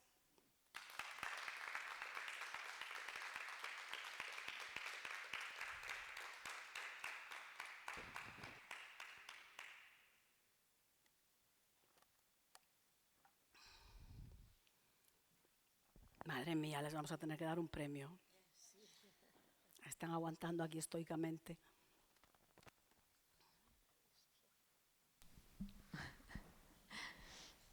Bueno, grazas ás dúas polas vosas aportacións.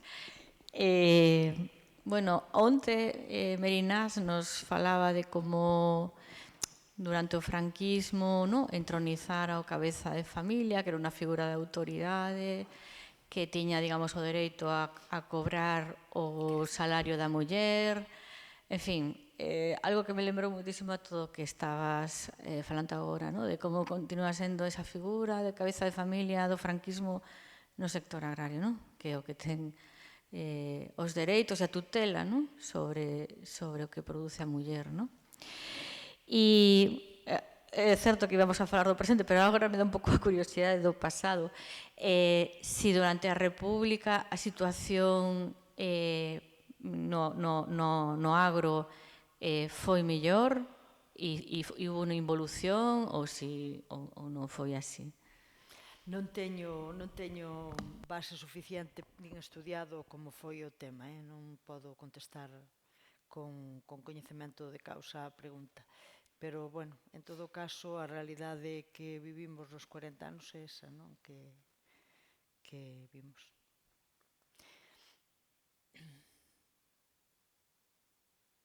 Bueno, se alguén quere facer alguna pregunta, algún comentario, pasamos ao micro. E eu preguntaríate, Carmen, claro, con ese panorama, digamos, parece como moi difícil, ¿no? de modificar, ¿no? O sea, que ves que podría ser a nivel práctico, non sei, o máis urxente ou se queres o máis pragmático para conseguir, aínda que sexa mudar alguna cousa ou, non sei, un orden de prioridades, non o sei. Mira, yo creo que necesitamos tener la visión amplia para entender, para no frustrarnos, para entender de dónde vienen la cronificación de las desigualdades. Porque si no es muy frustrante estar año tras año, y dices, pero otra vez, pero estamos en esto otra vez, ¿no? Entonces, necesitamos tener ese marco para entender por qué desde una política municipal no puedes acabar con la desigualdad salarial. ¿vale? Puedes acabar con la desigualdad salarial en tu institución, ¿no? Pero no ni siquiera en tu mercado, en tu ámbito municipal, ¿vale? Porque tiene que ver con otras cuestiones. Lo cual no quiere decir que no puedas hacer nada. Desde política municipal, desde la comunidad, desde la academia, desde donde sea. Entonces, una cosa es entender lo que pasa y otra cosa es cómo podemos hacer para ir generando otro tipo de prácticas y de alternativas. Yo creo que desde las instituciones un elemento clave es promover y facilitar condiciones para el empoderamiento económico. Para mí es un elemento clave. Lo de la emancipación y la autonomía económica de las mujeres creo que es una asignatura que nos tenemos que poner ahí en el primer punto, ¿no? Del orden del día, además, ¿no? Porque si no, no construyes vidas. Y no quiero decir que todo pase por el dinero, pero en esta sociedad necesitas tener una capacidad económica para poder, ¿no? ¿Vale? Para poder hacer. Entonces, esa es una. La otra, yo creo que hay iniciativas que se pueden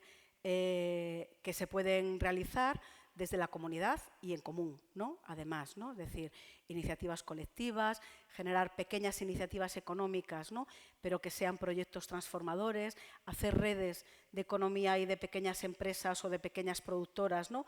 En el territorio, ¿no? Es decir, yo creo que hay cosas que se pueden hacer desde las redes locales, desde la proximidad. Creo que la clave está en trabajar desde lo local para ir generando cambios, ¿no? Desde la proximidad, para ir generando cambios. Y esos cambios afectan a cómo puedes mejorar tus condiciones de vida. Las condiciones de vida de las mujeres de nuestro territorio, de las personas que viven en nuestros territorios, ¿no?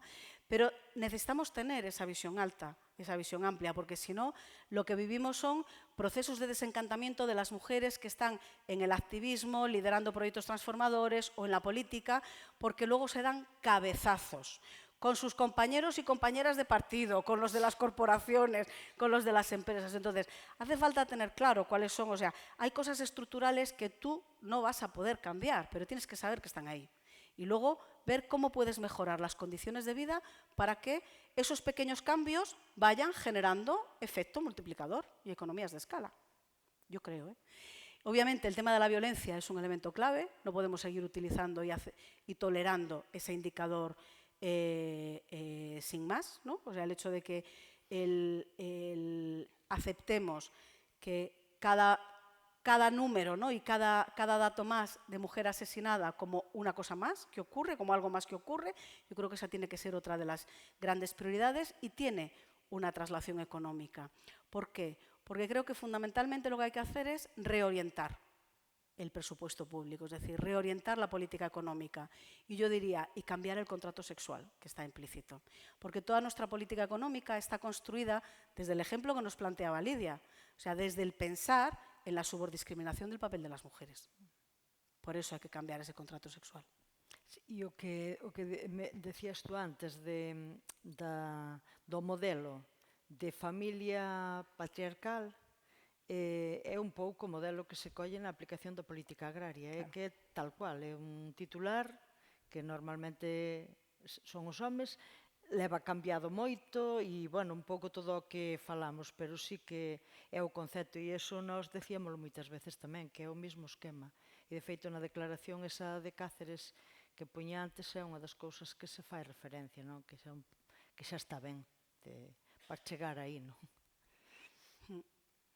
Y luego hay pequeñas cosas, por ejemplo, si realmente desde un territorio de proximidad quieres promover que haya iniciativas económicas transformadoras y que haya un papel activo, ¿no? De mujeres, de grupos de mujeres, de cooperativas, por ejemplo, ¿no? O de empresas de inserción o tal, bueno, pues tienes que trabajar otra cosa previa, que es la inclusión financiera, que no existe.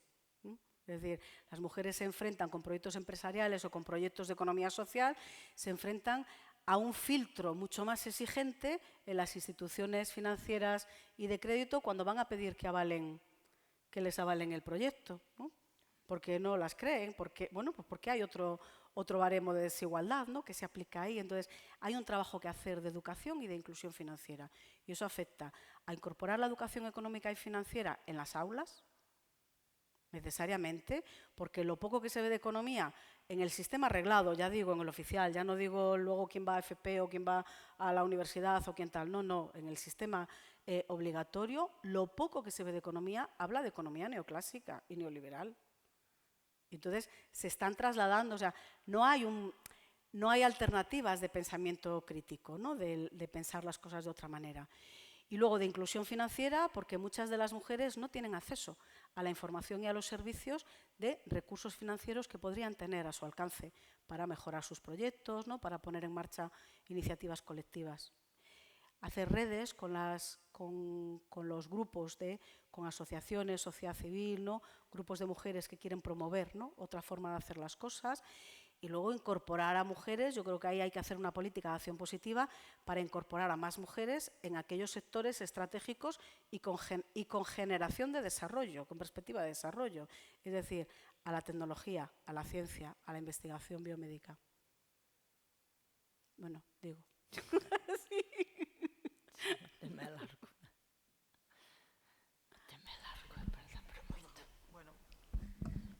Quería preguntarlle a Lidia, por exemplo, non, que valoración fai ela un pouco da situación agora do mundo rural, non, da caída da produción agraria, non, nun país como Galicia, non, que tradicionalmente, incluso culturalmente, seguimos sendo, aínda que sea a nosa mentalidade, un país agrario, non? Eso non se cambia da noite para mañán, xa non seguimos producindo, cultivando a terra, moitos de nós, pero está aí, non? Es decir, hai unha certa cultura na nosa maneira de ser que vende aí, non? O digo porque dá a sensación de que a estrategia de moitas mulleres dese mundo rural para sair dese patriarcado forte, non? Para sair un pouco desa tutela, con maior ou menor éxito que ese outro cantar, foi a migración ás cidades, non? Es decir, aínda que sea para incorporarse xustamente o que estamos falando, non? A esa parte baixa da pirámide, etcétera, etcétera, non? E tamén un pouco esa transformación dese rural masculinizado, non? Que parece incluso máis conservador do que o era no seu momento, non? A entrada de Vox, non? Ou incluso, se queredes, pois, digamos, unha masculinidade todavía moito máis de extrema dereita, non? Ou que, en certa medida, bueno, pois pode asociarse á pérdida simbólica de poder, non? Que balance fas ti? Porque 40 anos é un privilexio, non? Ter esa mirada tan longa, conocer tan en profundidade, non?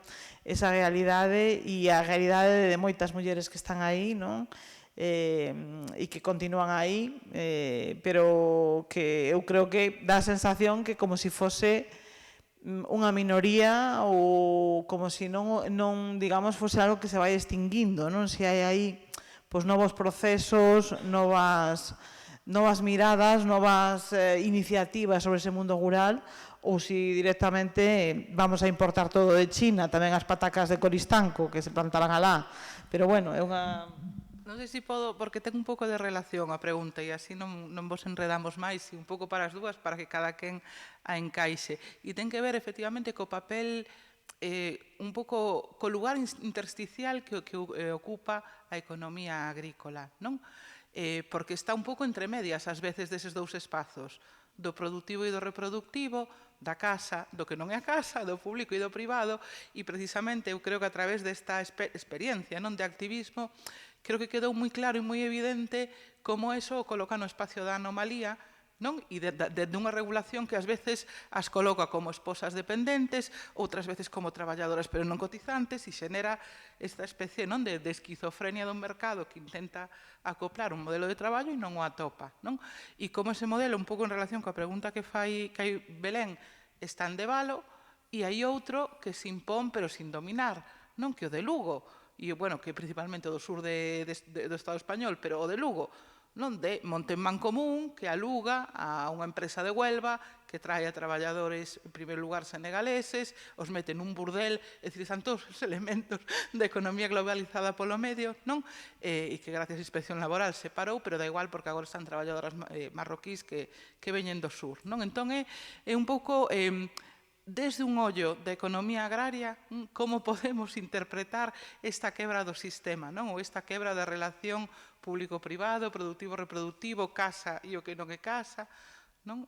Non sei, é un pouco aliñando un pouco a pregunta. A ver, eu creo que as preguntas que fixestes dan para un congreso, pero, bueno, porque, claro, é que son moi diversas, son cousas moi diferentes, Pero se me preguntas cal é a situación actual agora a nivel do mundo agrario, a nivel do medio rural, a ver, aquí levamos moitísimos anos con unha política agraria de destrucción do que é a casa labrega, do que é a agricultura labrega, non? Entonces, estáse conducindo cara a un modelo de explotación cada vez máis grande e cada vez máis dependente e cada vez máis endeudada, non? Entón, ese é un pouco así a grandes rasgos. Entón, aquí, por exemplo, se collemos un sector que foi un dos máis que máis loitaron e dos máis desenvolvidos a nivel galego, que é o sector lácteo, todo o mundo seguramente tedes na memoria as grandes movilizacións. A ver, aquí non se produce menos leite que cando se entrou no mercado común. En cantidad prodúcese moito máis. O que pasa que se foron eliminando explotacións polo camiño. Entón, hoxe encontrámonos con un mundo rural con moi pouca actividade, védelo, vades a calquera sitio e hai un montón de casas pechadas, un montón de casas que antes había actividade agraria, agora non hai.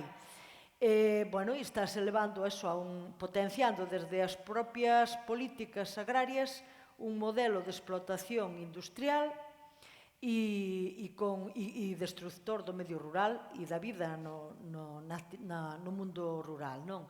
Dentro deso, sigue habendo explotación agraria familiar, esa figura de explotación agraria, non? Donde hai un titular e que, bueno, con todas esas situacións que fomos nomeando, non?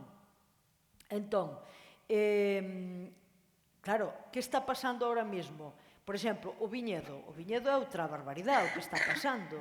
Ese chegada de grandes bodegas a comprar, por exemplo, no noso concello pasa que, bueno, sempre houve algo de viñedo en plan pequeno, xente que sempre tuvo algo de viño, para complemento, para a casa ou que fora. Ahora mismo, eu son de Vedra, vivo en Vedra. Están chegando á zona Vedra, Boqueixón, todo o que é a comarca do Ulla, grandes bodegas, comprando monte, comprando labradío, todo o que poden comprar e instalando grandes viñedos, e iso ao final acaba te expulsando do medio rural. No medio de todo isto, é verdad que hai algunha xente nova que se está incorporando á actividade e que incluso se está incorporando con outros planteamentos, non? Pero, bueno, é todo se non hai políticas públicas para cambiar eso, é moi difícil, moi difícil. E logo, en canto á loita das mulleres labregas polos seus dereitos, bueno, eu non creo que haxa, bueno, hai diferencias nos espacios nos que vivimos, lóxicamente, pero eu creo que organízanse exactamente igual. E eu creo que se miráramos en porcentaxe, é un dato que digo de maneira, non o teño como dato oficial, pero creo que se miráramos en porcentaxe a implicación na loita. Todo isto que falamos da titularidade compartida non sería posible sin a implicación das mulleres no medio rural tamén.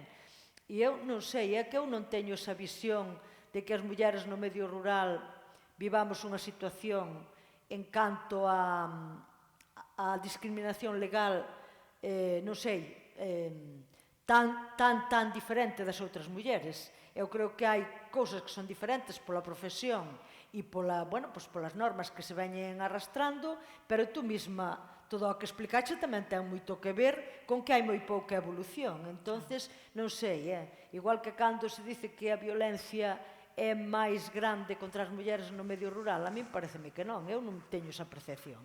Eu creo que con diferencia, que é certo que temos menos acceso a servicios públicos que a mellor nunha cidade, pero tanto de apoio en casos de violencia ou de servicios públicos como tipo garderías ou eu que sei, un centro de día ou cousas así, para apoio nos cuidados. Sí, eso é certo. Agora, eu non sei, eso que moitas veces se intentou poñer e que se sigue intentando, porque aquí, cando inventaron o Día da Muller Rural, eu creo que é para profundizar nesa fenda de dicir, bueno, aquí, por un lado, as mulleres do mundo rural conservadoras, non sei que, non sei cuánto, e de los valores de la familia, e por outro lado, as das urbes locas, feministas, non sei que. Eu creo que esos son, non sei, a mí pareceme que hai diferencias polo mundo no que vivimos e tal, pero eu creo que, e moitas veces tamén polo acceso á información, non? Pero eu creo que como reacción, non sei, é a miña opinión, E eu, desde logo, igual non sei se son obxectiva, é que eu vivín tan de cerca esa loita de tantas mulleres labregas polo reconocemento dos seus dereitos que me parece que, bueno, pues que está un pouco no contexto, non no que falamos, pero igual me equivoco. Non sei que opinas tú, Carmen, que... Non, eu concordo. Ademais, non teño vivencia dende o ámbito rural, entón dende aí non podo falar. O que si está claro que penso que hai unha confrontación, ou que intentaron en algún momento confrontar o mundo rural con o mundo urbano, pois isto mesmo, a disociación esta do traballo productivo e reproductivo, cando todo está interrelacionado, e máis aquí nun territorio como Galicia, que vese moi claro que hai esa mistura entre urbano e rural. É verdade que hai consecuencias con respecto a como se estenden os servicios, é dicir, os beneficios que ti recibes dos impostos que pagas, non son os mesmos, porque os servicios non chegan igual á zona rural que ás urbes, obviamente, é que a cadena de servicios para a vida cotidiana non funciona igual, pero, bueno, polo demais, sí, eu creo tamén que máis alá, que as mulleres estamos afectadas porque hai sesgos implícitos nos marcos legislativos todavía, en todos.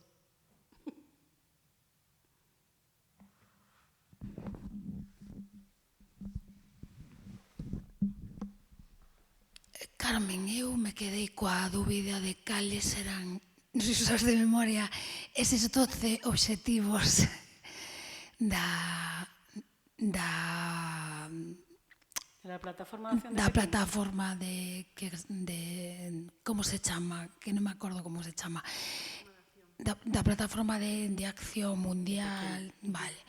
Entonces me quedé así coas ganas de, non sei se te sabes todos os 12, pero polo menos resumir un pouco cales eran os obxectivos. Falaches de algún, pero podes nos ampliar un pouco eso? Bueno, non me sei as 12 áreas. Sí, supoño, pero vamos. Ainda que intentase, porque teñen unha lógica, me olvidaría de alguna e metería alguna que non. Pero obviamente está la violencia, está el empoderamiento y la educación de las niñas, está el tema del medio ambiente, está el tema de los derechos económicos, a saúde tamén, está o tema do acceso aos recursos enerxéticos, está o tema da tecnoloxía tamén, do acceso a tecnolóxico. Sí, me refería máis ben a ese tipo de cousas, porque se metemos na cabeza como clásico, non?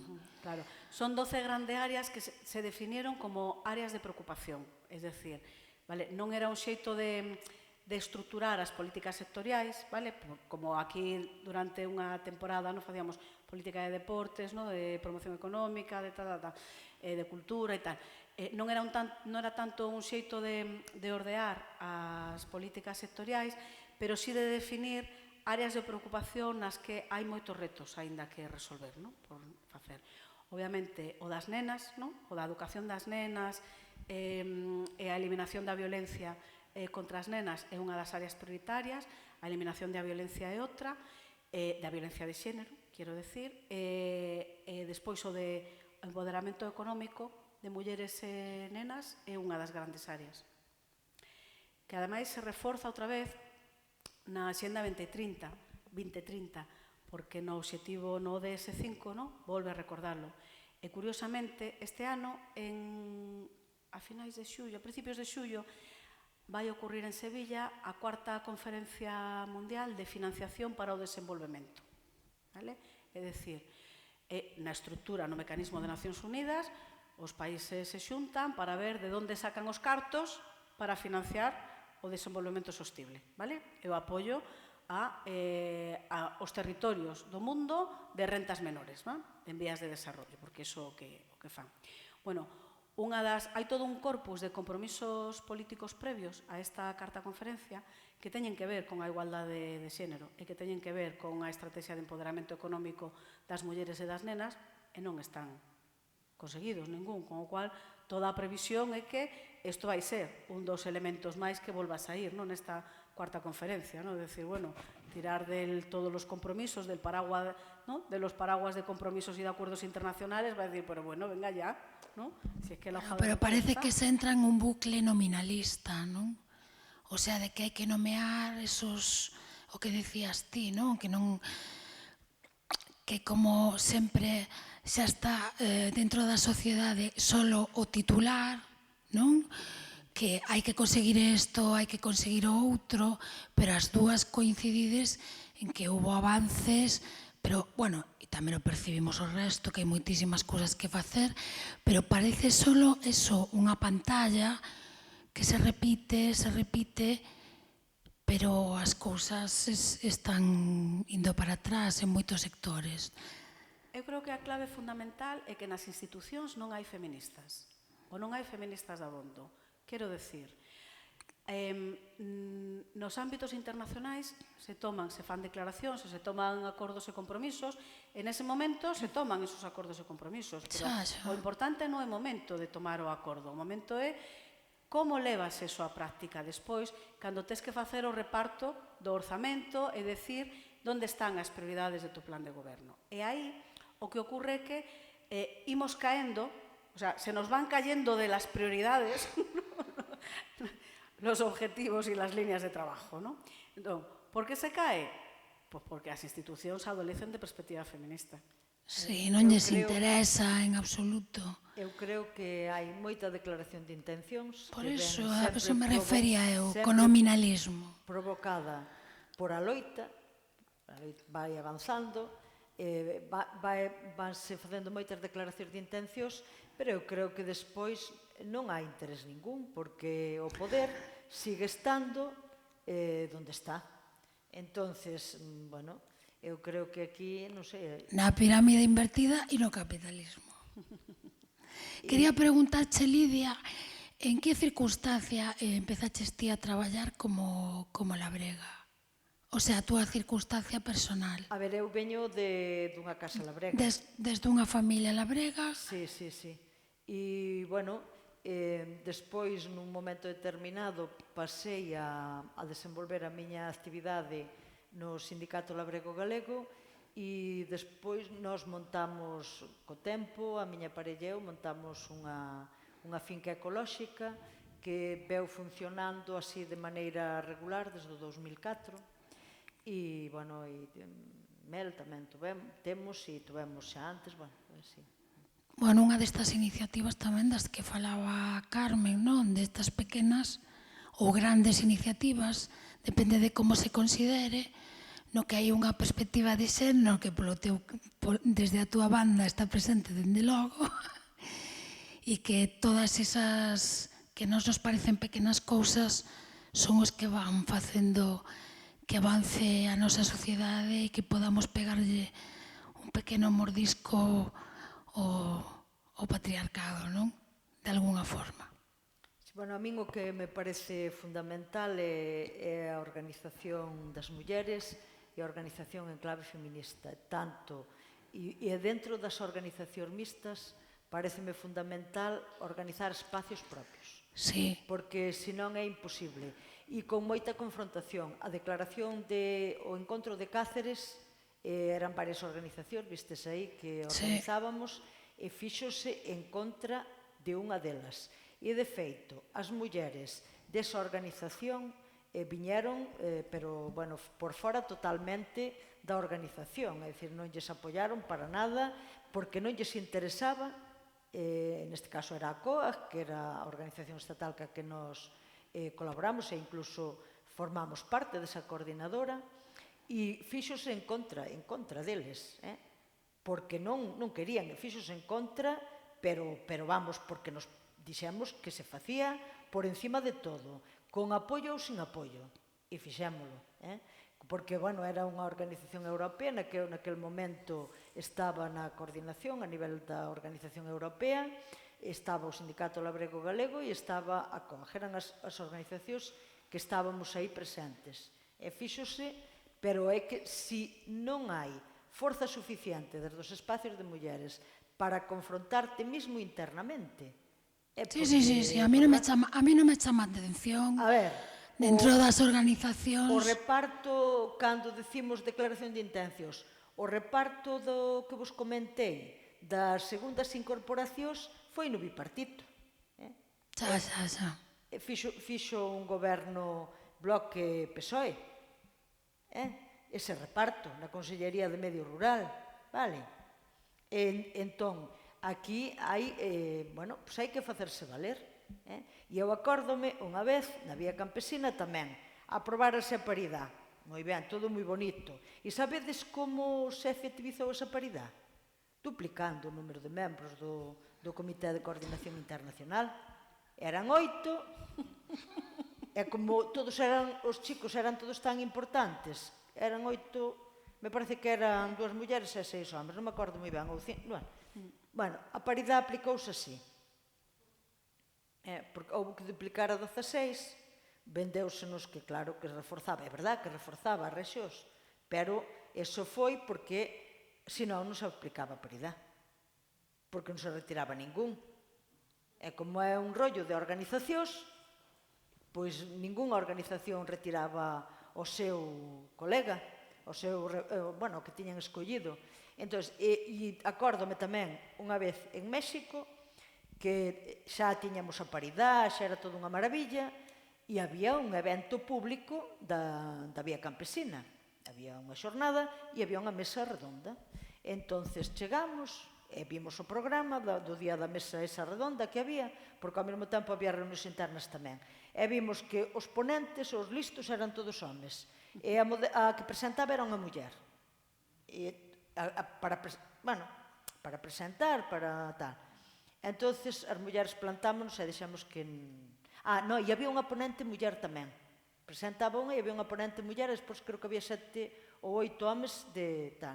E entonces falamos que tiña que lle dixeran que a que tiñan logo invitada para ser ponente para que se retirara, retirouse e plantámonos. É que se neses momentos non faz unha cousa así, é imposible. E a paridade na Vía Campesina igual.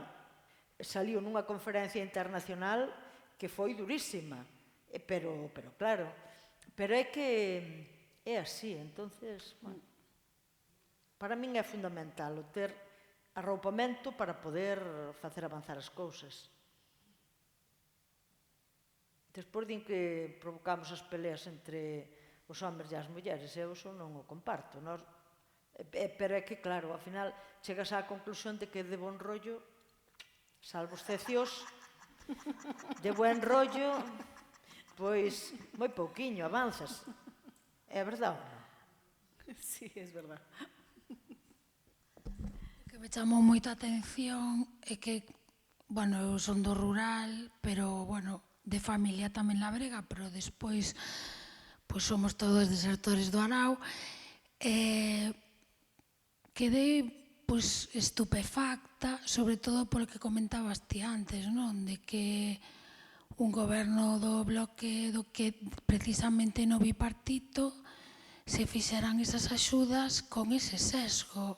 O sea, e todo o que contaches recoñezo a miña ignorancia e me dá bastante vergoña ser do rural e non saber as condicións nas que viven o mellor amigas miñas ou familiares. Eu creo que para ser unha sociedade a galega baseada polo menos na súa cultura tradicional no medio rural, creo que non se coñecen para nada as condicións das mulleres traballadoras do rural. Por iso tamén temos que agradecer a Mar que puxera o acento tamén en este traballo non remunerado importantísimo, invisible e que sostén todo o resto dos traballos da comunidade. A ver, hoxe, se me permite, só que hoxe hai tamén moita diversidade, non? Hai as mulleres que traballan en sociedades, que, bueno, os dereitos pois tiñan recoñecidos, as mulleres que, despois da loita, consiguen a titularidade compartida, pois están noutra fase, as que son elas titulares, pois tamén, pero sigue habendo esas mulleres que traballan nese marco de explotación onde o titular é masculino. Entón, por iso foi tan importante a loita por a titularidade compartida. E, claro, en todo este proceso, pois, hai unha diversidade tamén, non? E aumentaron as cooperativas, por exemplo? Se aumentaron as cooperativas onde a titularidade da explotación agrícola é diferente. Bueno, non... Polo menos de mulleres eu coñezo, son de Melide, e na miña zona ou cercana, pois aínda hai cooperativa e tal. Cooperativas ou sociedades ou eso. Bueno, non sei, non che podo decir estadísticamente algunhas... No, que che dé impresión a ti, digo. Non sei, eu no meu entorno algunhas fórmulas societarias hai, pero eu creo que, bueno, nós donde poso acento é no que está ainda sin resolver. Sí, obviamente. E que son, eu creo que ainda sigue sendo a maioría do que é a explotación, o que se define como explotación agraria familiar. Bueno, pois contestadísima.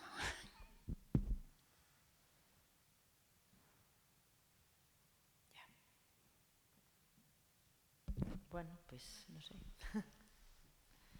Deixámolo aquí, entón. Vale. Bueno, pois é unha pena que non viñera máis xente. Fai moi bo día, a xente andan por aí de paseo, pero para min, polo menos, foi interesantísimo. Interesantísimo e moi aleccionador e moi en sintonía cos temas que debulla Mar na exposición. Bueno, pois... E moitísimas gracias. Moitas grazas a vos por organizar, ás persoas que vos chegastes hasta aquí, e nada, isto podese seguir aínda, seguro que durante moito tempo. Seguiremos. Moitas gracias as dúas, gracias Mar, gracias Monse, e un placer escoitarte, Lidia. Igualmente. E gracias a vos, que non estades chupando vitamina E e viñedes para aquí. Bueno, e lembrade que quedan gravadas, así que podedes difundir entre a xente que non pudo estar ou que sea, van a quedar aí perennes na web do CEGA, o sea, que terán unha vida longa, seguro, as vosas intervencións. Moitas gracias. Veña, pois vamos.